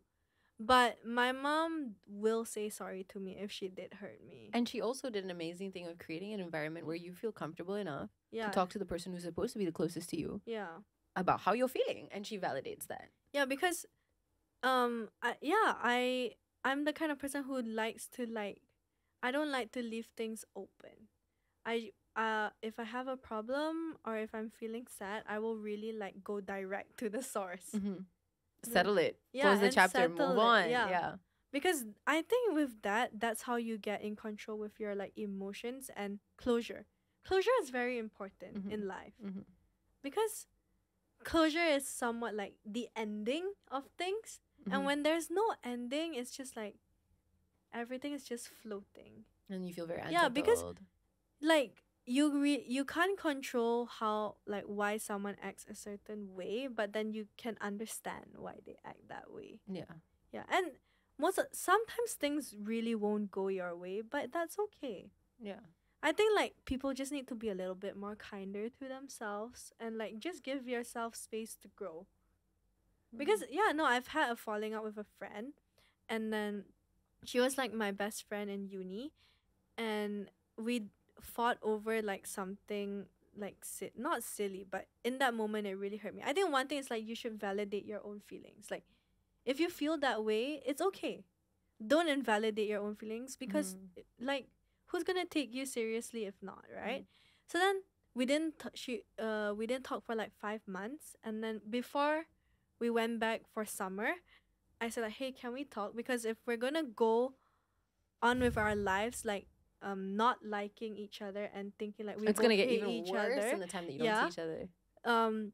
Let's talk about it, and let's be on the same page of why we don't like each other. Yeah. So I called her for dinner, and I told her like how I felt, and asked her like, why did you do this? You know, because I felt this way. And sometimes, like, their answer isn't what you expected, but then she told me why she did some like that thing, and then we became best friends again. Because sometimes, like, you just need to leave things to heal. You know, like, it takes time. In that I love that. Yeah, in that moment, you were so angry, and it's okay to be angry. It's okay that you felt so angry with your friend, you didn't want to be friends with her anymore. But it's mature to go, like, speak about it. I've never heard anyone say that, by the way. Like, let's catch up, sit down, and have a conversation so we can agree on why we don't like each other. Yeah.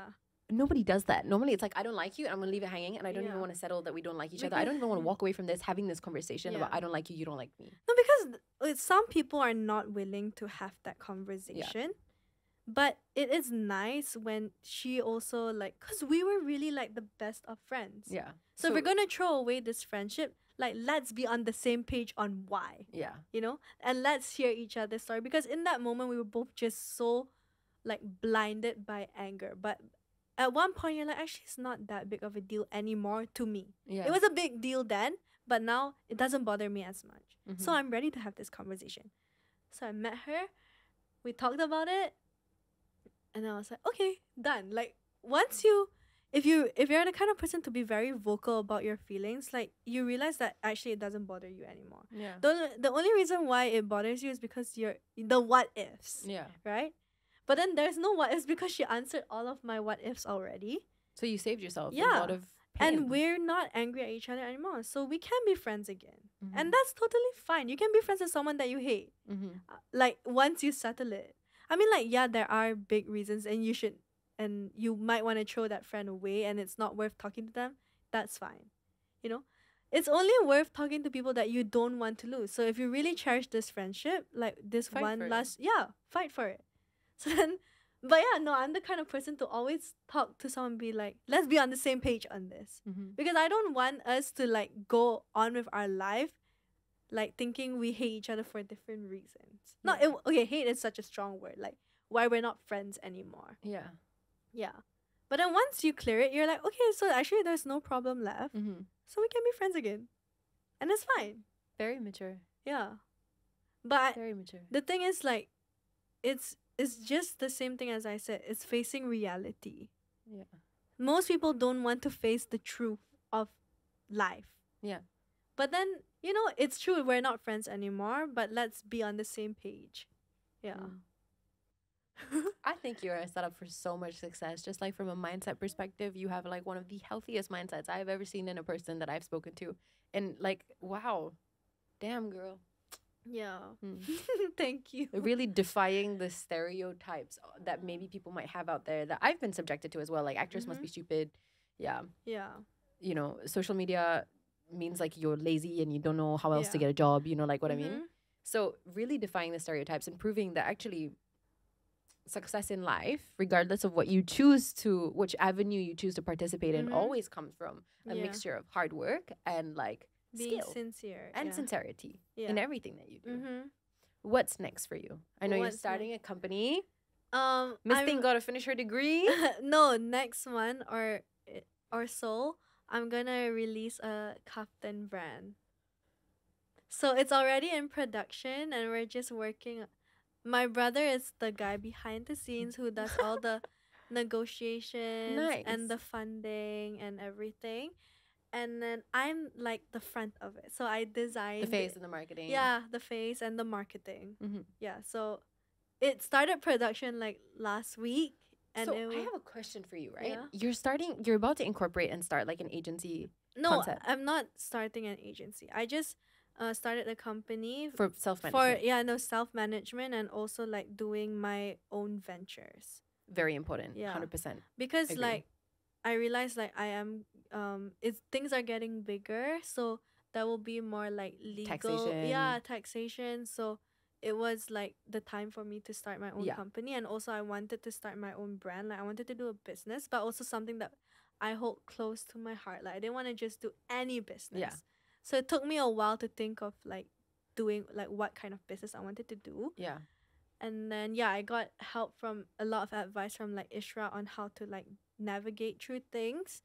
And then I started production just last week. Congratulations. Thank you. I will send it to you when I please, I would love it. Or you just let me know where I can buy one and I will support you. Okay. But my question is like, you have to go back to school in September. Yeah. And I'm assuming that your brother also studies in UK? No, he graduated. Oh no, you're right. Yeah. You said he graduated earlier. So he's gonna be here running ops and you're gonna somehow do marketing and all of this stuff and like from the UK? Okay, so I'm kind of using this first round as like a test run. Right. Like my partner is my brother. I said, let this just be like my playground. And then after the first round, I will develop the brand based on like the feedback and everything. Mm-hmm. So while I'm in UK, I think like I will just focus on developing it. And then I'm gonna just fly back and forth. How many designs do you have? I have 3. Cute. Yeah, and like how many are you selling from each design? 1,000 each. I think you can do it. I don't know. I'm kind of nervous, but I feel like, it's fun. Do it. Yeah. Why not? It's a new thing, so we'll see how everything goes. I'm excited to see how everything goes. Like 100%. Actually, the thing is, right, for you have built a successful brand off of social media yourself. Yeah, so it's time to like monetize it in a different way. Because like I can't just be, I think we both know fame doesn't last forever. You need to learn how to like prolong it and like capitalize on it. So that's why I'm starting the brand, and it's also something that I hold very like close to my heart, because the production is in Kelantan, where my mom is from, and I identify myself as a Kelantanese person. And also it's done by like orang asnaf, like the really really poor people, and that's something that I hold very close, because I always like I do want to do business, but I also really want to help people. So like while running my business, I also help all of these like really poor people to like make a living and do job creation in a different market than your own. That is kind of exciting, right? It's very exciting. And I'm also shooting my first TV show with Astro. Nice. In next month. What's the vibe? Now it's July, August. We're going to Japan. Yes, girl. Like, is it like a food? Is it like a what is it? It's like I don't know why my brain like straight away went to food, because normally the travelogues are all about like makan-makan, jalan-jalan. No, it is about food. But we're like opening our own restaurant there. Me and like 3 other cast members, and it's gonna be my first time on TV, so I'm a bit like. Do you cook? Yeah, I do. Okay. Then that's perfect for when you. I first moved to UK, I couldn't cook at all. I couldn't even fry an egg. I mean, I kind of knew how to like as a scout, because people are like, how are you a king scout and queen scout and don't know how to cook?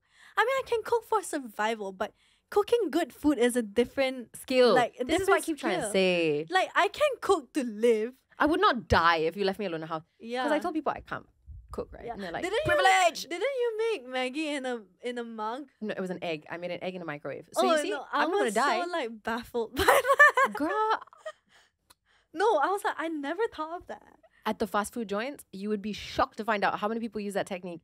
And you just eat the eggs, you never think about it. Yeah, no, so then when I moved, I realized like, oh, the food here doesn't really suit my taste buds because Bath is like, it's essentially like a very British town. Yes, it's not really like a central location. So there's not much Asian options. So what do? Learn how to cook. But obviously, when I first started cooking, I would post pictures. I tried to make butter chicken and it looked like baby's poop. And people flamed me for it so bad. Yeah, people are very intolerant of people. Yeah, no, but it was so funny. Yeah. Like, I'll find the picture later. It's so funny. Yeah. But now, like, I can honestly cook any dish. Go, girl. Yeah. So now you're about to go and teach the Japanese how to make butter chicken? No, we're gonna like make Malaysian food and like sell it to Japanese people. It's kind of like Yoon's Kitchen. Okay. Yeah, it's like a cooking show. I don't know. I feel like when you came back from the UK, this recent trip, from what I've seen, it was like you had a new energy and a new vibe about you. You were like, I'm going to, like, maybe you're on like a say yes kind of year where you just were like, yes. Yeah. No, I'm going to try. I did have a switch in mindset because what was the my kind dad of incentive? Is, in mainstream media, and I didn't want to be associated with it. I was like, I don't want to cater to the mass market. I just want to stay in my niche little bubble. But it was getting so boring. And at the same time, when I posted like Ketipak Ketipong, right? That was when I just, like, it was just random. Yeah. But then I realized, like, oh my God, I received so much love from the mass market and like mainstream media that I was like, let's give it a shot, you know? Because it was like a aha moment for me because it was like a new waters. Yeah. So I said, like, let's just try and do whatever we want to do and see how it goes. So when I came back, what really like announced my arrival was I was at like a music festival which Ishra organized. Then when it ended, he was like, do you want to go on stage and just like say a few things? I was like, sure. He's like, okay, someone pass her the mic. Took the mic and I was like, hi everyone, I'm Leona. I'm back. And then like it went crazy because like all the news was reporting like Leona's back. And like there were like all these videos on TikTok. And I was famous for saying like 𝙁𝙁𝙍𝙁, right? Yeah. So I sang that. And there was videos everywhere. And then ever since then, like, it has been like non-stop inquiries. I think it's time for you to become a pop star. Like I told you outside, like you sang 𝙁𝙁𝙍𝙁, like what? Just drop a record already. Like you know, like you don't have to wait. Start singing and everything. Why not? Maybe that's something I will revisit again, like singing. Okay, acting, singing. As long as I can convince you of these two things, I feel like I won. Yeah. So then after that, it was just like every day since then, I've just been working, and I have been feeling a bit burnt out. But I told myself that I should be grateful for the opportunity, and in 2 months, I'm gonna be back in UK, so everything will slow down, like, cause it has to. I'm not in Malaysia, right? And then you'll miss it because it's addictive. I will miss it, but I think like just like that gives me like the final push, like just for 2 months, like go a little bit more, push yourself a little bit more, and you're gonna be happy with the outcome. Oh, you will for sure. Yeah, like. Yeah, no, I've been so burnt out that, like, I've just been feeling so tired. Because I'm usually, like, a very, like, kind of person. But my manager says these days I just look very, like, sullen, like. Because I'm tired. Like, I'm not necessarily in a bad mood. It's just that I've been feeling so tired. But, you know, hard work always pays off. Yeah. So just, like, push yourself a little bit more. Like, persevere. Yeah. Yeah. Yeah, I think you got this. I think it's just that it's important for you to find some balance. Yeah. And I think you should go hard before you go back to the UK because you have like this window and this time frame. But I think that like what can happen in the industry is as long as you stay true to yourself, you'll probably never face this problem. But if you start making, I mean, these are some of the mistakes that I made at the beginning of my career, like taking things that were like not really authentic to me. Like I did it just because I wanted to do my job. And, you know, when I did that, I realized there was like a phase of my life where I was kind of like taking away from my energy in like a negative way. So I can be very extroverted, but I became so introverted because I realized I was just like really like exhausted because the effort to do things that I don't enjoy is about 10 times the effort of me doing like this one thing that I enjoy. I could do this the whole night until tomorrow morning and I'm not going to feel tired, you know? So just be mindful of that. And as long as you stay the authentic version of yourself that everybody has fallen in love with, then you're never going to do wrong. Yeah. No, because I did get a lot of like inquiries, but I find it's one of my principles to only do things that I genuinely like. Like that's the way that is aligned with me, because I don't want to make this a job and I just want to keep it as a hobby. So I won't like there's so many. I'm grateful that I'm at the point where there's so many opportunities that I can choose. Like I don't have to like take whatever that comes to me, right? So I just choose the ones that I think I would enjoy. Because life is too short to do things that you don't like to do. True. Yeah. No, while life is long and you can explore everything, life is short. So focus your energy in what really matters. Yeah, like what's the point of doing something you don't like? True. Like what's the point of doing things that make you feel sad, makes you feel angry, or don't even make you feel like yourself? Yeah. That's why like just be true to yourself. Yeah, that's how it should be. Like I love podcasts that like this. I love this podcast, but I have been on some podcasts where I was like, why did you call me here?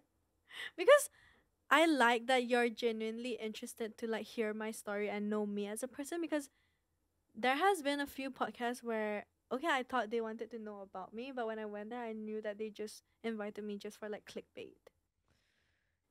Yeah. There's very many like not very quality podcasts. And I would say out of the few, this is definitely the one on top. Thank you. I appreciate it. I think like the angle that I try to go for, and it really means a lot that you say that, because I think like ultimately this is like one of my main motivating factors is to make my guest feel like they have gotten some intelligent questions that they're excited to answer. Yeah. Because when I do interviews, because I'm also on the receiving end of the interviews, not everybody, I have some media friends who are, by the way, way better than I will ever be at doing interviews. But I've also met, unfortunately, some people who haven't been around in the industry even long. I don't know, I see some people who are new and then they like disappear and I'm like, what happened to them? Yeah. Right? But they'll ask you some questions that make you feel as if like they have decided who you are before they even ask the question. Yes. And now they're like, this is my question and I need you to answer exactly what I have imagined so I can write the headline that I already planned before we even spoke. I have gone through many of the experiences recently when I meet a reporter.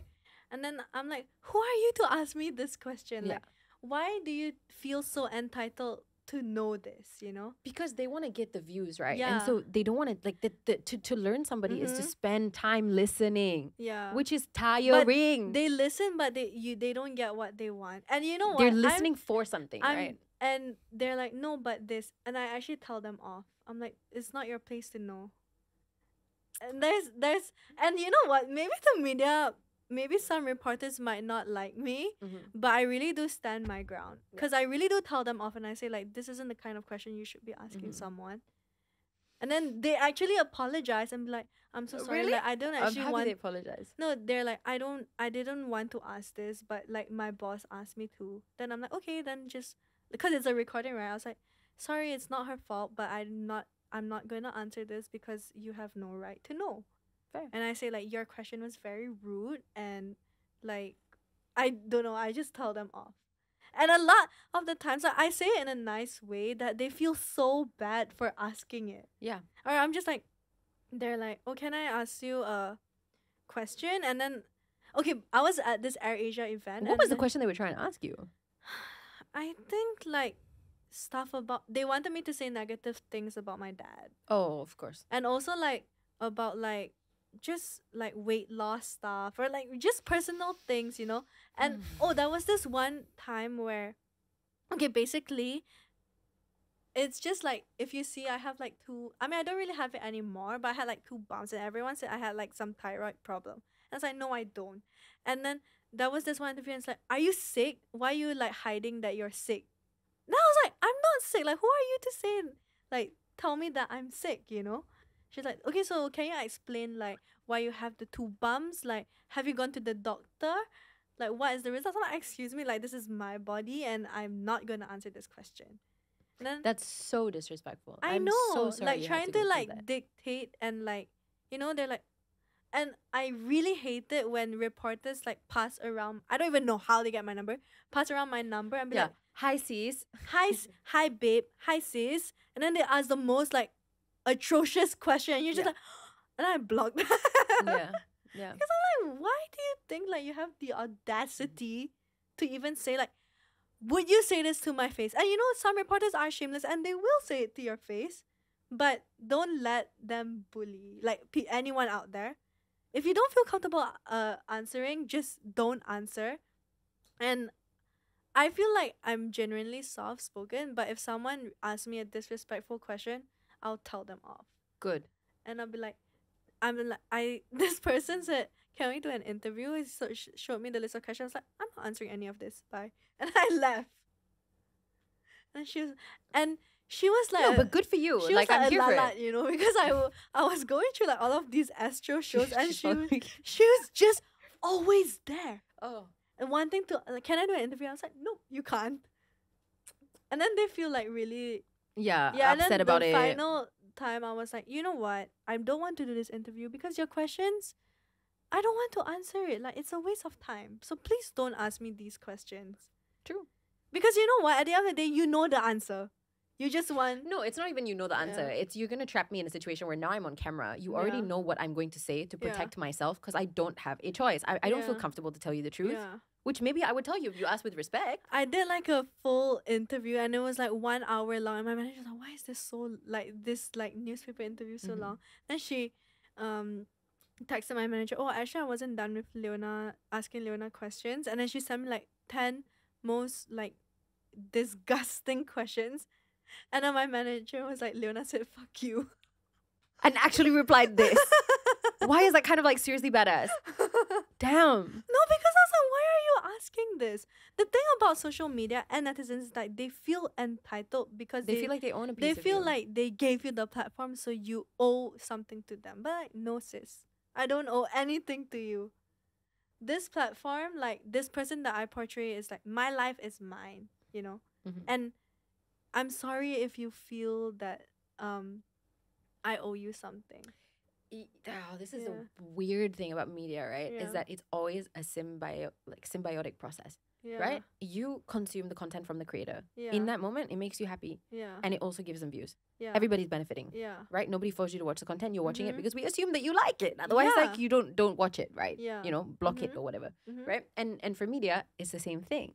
Like, I want to have an interview with you because, yes, of course, Leona, like, when I post this interview, people are going to watch it because they are interested to hear your story. Does it benefit me? Totally. But if I put you in a position where I'm sitting here trying to, like, milk you for views, then what is in it for you? Yeah. Like, why would you sit down and want to answer any of my questions? Yeah. Exactly. Why would you say yes? And you know what? The thing about, like, not just social media in Malaysia, or, like, people think that content need to be, like, stupid and clickbaity, but you realize, but people actually appreciate quality long form content because if they're listening to this podcast for, like, hours, right? Yeah, hours, they're gonna want to learn something. Like, I hope be honest, would you want to watch something for 2 hours that is just pure rubbish? No, exactly. Yeah. That's what I think too. Because, you know, I actually went to a podcast and it was like an hour-ish long and then they slammed the host because they were like, how can you ask Leona such stupid questions? All of these questions, like, you can find on the answer on the internet. Yeah. You, like, not engaged with her at all. And how can your final question be, are you an introvert? After you hear her story for 1 hour. Yeah.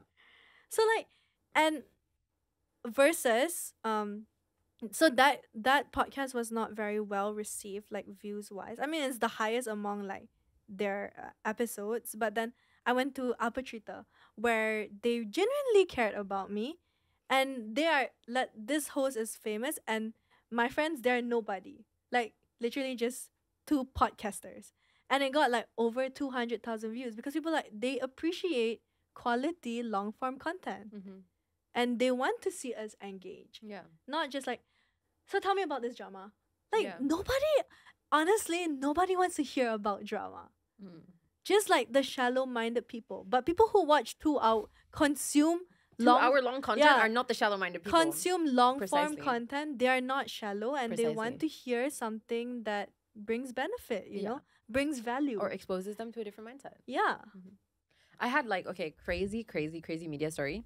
Similar, like super disrespectful question. Yeah. Studio Sembang is like my child. Yeah. Like, this is my favorite project that I've ever done. It belongs to me, and I've never done anything else that has been more of a passion project for me.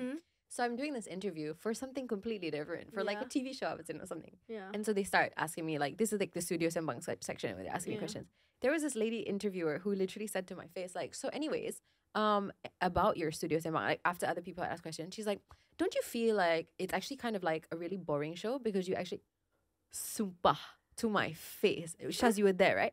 Don't you feel like it's actually like a really boring show because like you always have this like principle or whatever of like you'd never want to ask anything scandalous, and then like it ends up just being really boring. Like, are you not worried that your views are like really not great? And I was like, did you go off? I said, yeah, I did. I mean, the things that I wanted to say are, firstly, my views would eat up whatever views you're going to get on your shitty little internet content any day of the week. But I did not say that. But I could have said that. You could have said say that. I said, actually, I think it's really lazy journalism to pull somebody in and capitalize off of selling their personal life just for your own personal gain. You said that? Yeah. Knowing full well that there could be better, more interesting things about them that nobody else would have access to if you bothered doing the research. I think that's lazy journalism. And then what did she say? She was pissed. Girl was pissed. She looked angry. She was like fuming.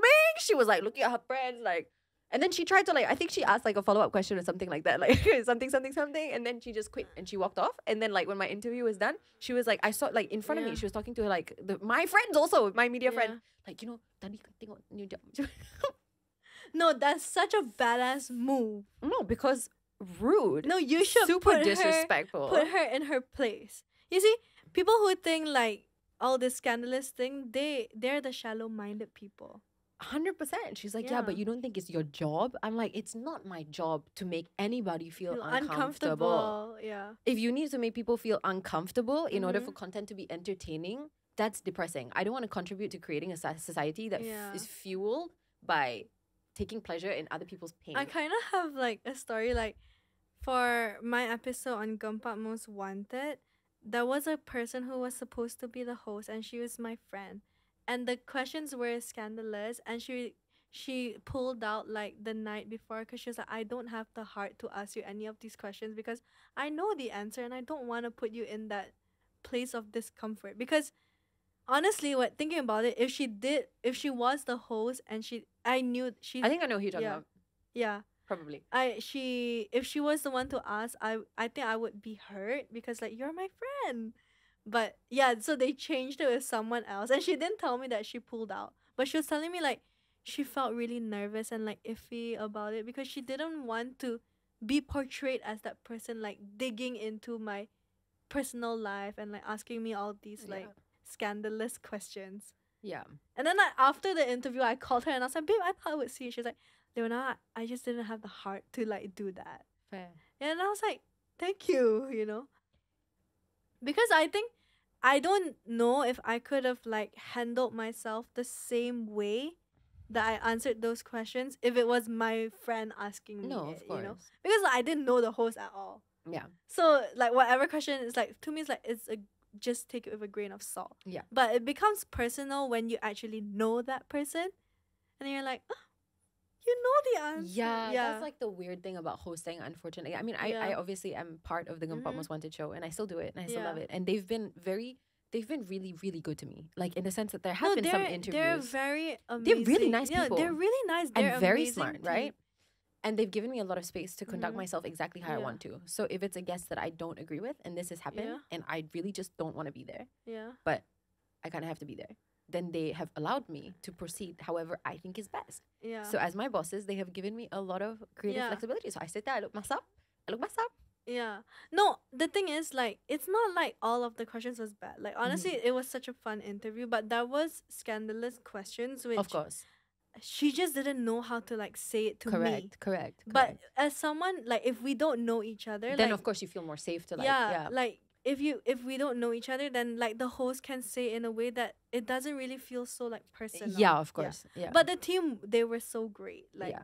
they were so nice. I'm really happy to hear that. I hope you had a good experience. And they were sweet. It's just like there was some scandalous questions, which obviously like they made clips about it, and I was like, that's just a given. Yeah. Yeah. That is yeah. But then like as a friend, like she didn't want to be the one to ask those questions. Like I was like, no, honestly, babe. Like she told me the questions, like, honestly, like I'm fine. Like I know I can handle it. But I guess like maybe also when you ask people questions, you don't know what's gonna be like triggering or sensitive for somebody, right? So like if I ask you a question, like I genuinely don't. We've never had a conversation, so I don't know if like maybe for example me asking about the color blue makes you upset on a personal level because you had a bad experience with blue 7 years ago. I don't know this. Yeah, you. But if I was your best friend and I knew this about you, then it's hard for me to ask this question because I already know the answer. Yeah, and then you're like, oh, but I don't want to make you uncomfortable. Even if you say you're okay to talk about it, like, you just don't want to like make that feelings arise. 100%. Yeah. That's why like genuinely interviewing people that you know is so much more difficult. Yes. It's really hard. Because you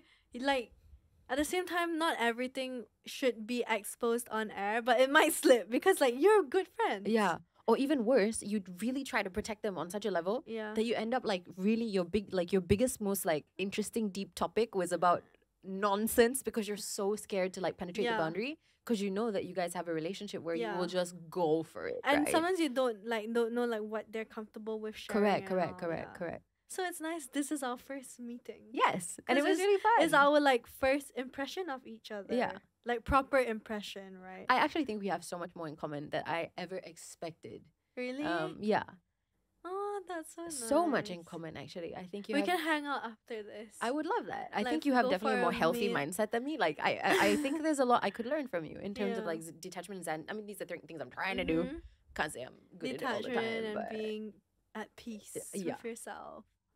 No, but honestly, like I wouldn't say I'm always like so calm. But that's where the role of the people around you like plays a big part because like Ishra and Marianne, like they always like calm me down because sometimes like I'm human, I will have my bad days, but it's important for people to like ground you and 100%. Try to like shift that mindset. So yes, I do talk to my mom and like family, but there are things that you don't really want to tell. Like work stuff or whatever, right? So yeah, that's why it's important to have friends that bring up the energy or give you a different perspective maybe on something. So like my best friend, and like whenever I talk about anything that frustrates me, like Ishra, he radiates so much positivity, and he's just like my mom in the sense like they're like everything is fine. But it's not toxic positivity. So yeah, I do have my down days where I'm just like, oh, F this world. Yeah. But then I guess you just like, if you know your triggers, you know how to trigger that happiness. And it's not about like, I get you. It's not about pretending that there are no problems. It's about addressing the problems. Yes. Realizing that it's okay. Yeah. And moving on. Yeah. Okay, we're almost at the end, but we do have a rapid fire. Do you know we've been talking for like 2.5 hours? Does it feel like that to you? She just showed me the time. I'm like, are you? Okay, so we have a rapid fire. It's gonna be really rapid. I promise. It's never rapid, babe. It's never rapid. Okay, let's go. Okay, one idol growing up except for your mom, because I'm sure the answer was gonna be your mom. Like maybe Lisa like, from Blackpink. We're definitely from a different generation. That's for sure. Okay. Dancing or singing? Dancing. Okay. But I wish I could sing, but I can't sing. But if I could sing, I would say singing. I feel exactly the same way. I said dancing because like I can't do the other thing, right? Yeah. Okay. Kelantanese food, aka budu, or Western food. Sorry, I only know budu. I'm so sorry. Sorry. I like Kelantanese food, but not budu. What is nasi dagang? It's my #1 favorite food. Nasi dagang is from Kelantan. It's so goated. I mean, there is Terengganu, but then Kelantan one is so there goated. Are too many Kelantanese people in this room for me to argue right now. On Raya, like my whole spread is Kelantanese food. Damn. Yeah. Cause I live with my mom's family and they're all Kelantanese, obviously. Oh, of course lah. Yeah. So actually at home we speak English and Kelantanese. But you can speak. You can catch it. I cannot catch it klate, but I understand it fully. That's amazing. That's a superpower Yeah. because I'm pretty sure that's a different language, babe. Like, Actually, we've been honestly, I scammed. kind of wish my dad or mom spoke to me in Malay growing up because I really don't practice the language growing up. Like, okay, I did go to government school, but even at, like, you know, if you go to school in like Bukit Damansara and Harta Mas, like all the kids are like me. So Speaking yeah, English, it is yeah. a government school, but everyone is speaking English. So I never really like had the opportunity to speak Malay like never too late. in my daily life. Yeah. No, I think I've improved so much since I came back. I grew up speaking English too. Yeah. And I'm really proud of where my bahasa. Like, Yeah, no, that's also why one of the reasons why I idolize you because Thank like, you. you picked up the language. I okay, forced yeah. everybody around me to exclusively speak Bahasa Melayu so I could improve. Yeah. No, but like I couldn't I mean, to me, I didn't think the way that I speak Malay is weird. But then people started like saying like, "Oh, you're so like pelat," and I'm like, Yeah. "Okay, Yeah. yeah, next question." To be honest, I never heard my pelat when I had a pelat. Now when I look back, I'm like, oh Yeah. I was so full of it. Like I was really working hard on my bahasa. I was like, I don't have a pelat. What are you talking about? And I just get so triggered, right? People say pelat. I'm like, what are you talking about? Oh, that's how I feel too. Girl, when you hear it, like in the future, when you improve your bahasa and you become like super, super fluent with it and you listen to it, you're gonna be like, What the hell? I was deaf. Yeah. Full on deaf. Okay. Next question. What's your favorite TV show? Don't have any. What do 'Cause you watch? Like nothing. movies? I don't watch anything. Because I'm out until like 12 and then I just go to sleep because I need to get my 7 hours in. I wake up at 8 every day Okay. and try to sleep if I'm not working like by 12. And when I'm here, like I would rather I'm not the kind of person to like hole in my own space. I love like going out, seeing friends. Right. But when I'm in UK, when I have nothing to do, I do like to watch K-drama. But I only watch things once. So I don't have a favorite show that I like You would rewatch repeat many, or many like times. yeah. Huh. Yeah, no favorite TV show. Like I don't have a comfort TV show. Strange girl. Okay. No, I'm like here for it though. Maybe it's like a social media thing nowadays as well. Like mostly Yeah. consume things on TikTok. Yeah. Maybe. No, but I do not have a favorite show. Because you Okay. know, I have my flatmate. She watches Friends like. I've never watched Friends in my rewatched whole it, life. like 10 times already. That's a lot of times. I don't Yeah. understand. Friends. I I've know never so many watched people it. who have watched it many, many times, and like Sex and the Yeah. City, and like things Yeah. that were created in that time. Yeah. I've never watched any of these shows. Yeah, I've never watched any Oh, either. sorry, it's before my time. I'm only like 21. Okay. Do you have a favorite joke? No. I don't. That's fair. I feel like I don't really have a favorite anything. Okay, well, I have a joke for you. You want to hear? Okay, sure. Okay. They're already laughing. Because they're always really bad. What did the fast tomato say to the slow tomato? Get on your toes. What? Tomatoes. Toes. Oh. Yeah. Okay. No, they said ketchup. Okay. I don't know. You get it though, because like ketchup. Yeah, I know. Okay. You didn't have to explain it. I just like checking. Okay. Do you want to hear another one? Yeah. Okay. Why do people consider socks similar to scouts? Why, Shazni? Why? Why did you write this joke? You wrote this joke. Oh no. Socks. Why are socks and scouts similar? Because it starts with S. Huh? Oh, because it starts with ass. I think because they both have ass. I'm like, whoa, whoa, that went in a different direction. No, because they both come prepared. Great joke. Thank you. Thank you. Thank you. Thank you. Thank you. Thank you. Yeah. So that's about it for our episode. Before we end, is there anything you'd like to say for your audience out there? Thank you so much for giving me the platform to meet Amelia. And also, I'm so thankful for like all the support and all the opportunities that I have been given. And I will show a better version of me in the future. And please support my Captain brand. It's called Metna because that's what Cantonese people call me. Metna. Nah. Yeah, so it's like going back to the roots. When is it coming out? We're aiming for August, but latest September. Definitely before I leave. Oh, very soon. And how do you buy? Like, I have a website, but I have not developed it yet. So Okay. just stay tuned to my social media. if you want to know, we'll pop it up on the screen if we have some time before this episode comes out, so that everyone can just like see it and go for it. If not, for all of our audio listeners, it will be in our description or in our YouTube caption. Thank you so much. Thank you for This is having really fun. I me. had a great time. Thank you so much. Oh, See you again. I'm kind of sad this is over. It didn't feel like 2.5 hours. Is felt this like like 10 one of minutes. your longer episodes? Yes. Yes? Yes. It really, really is. But I had a really good time and I hope you did too. Yeah, no, I really enjoyed it. Thank you. It Thank did you not guys. feel 2.5 hours. It did not out, feel two and a yeah. half hours at all. It's just like showing me the side. Good luck, editor. All right, guys. Thank you so much for watching. I hope you guys enjoyed. See you same time next week. Same time, same place.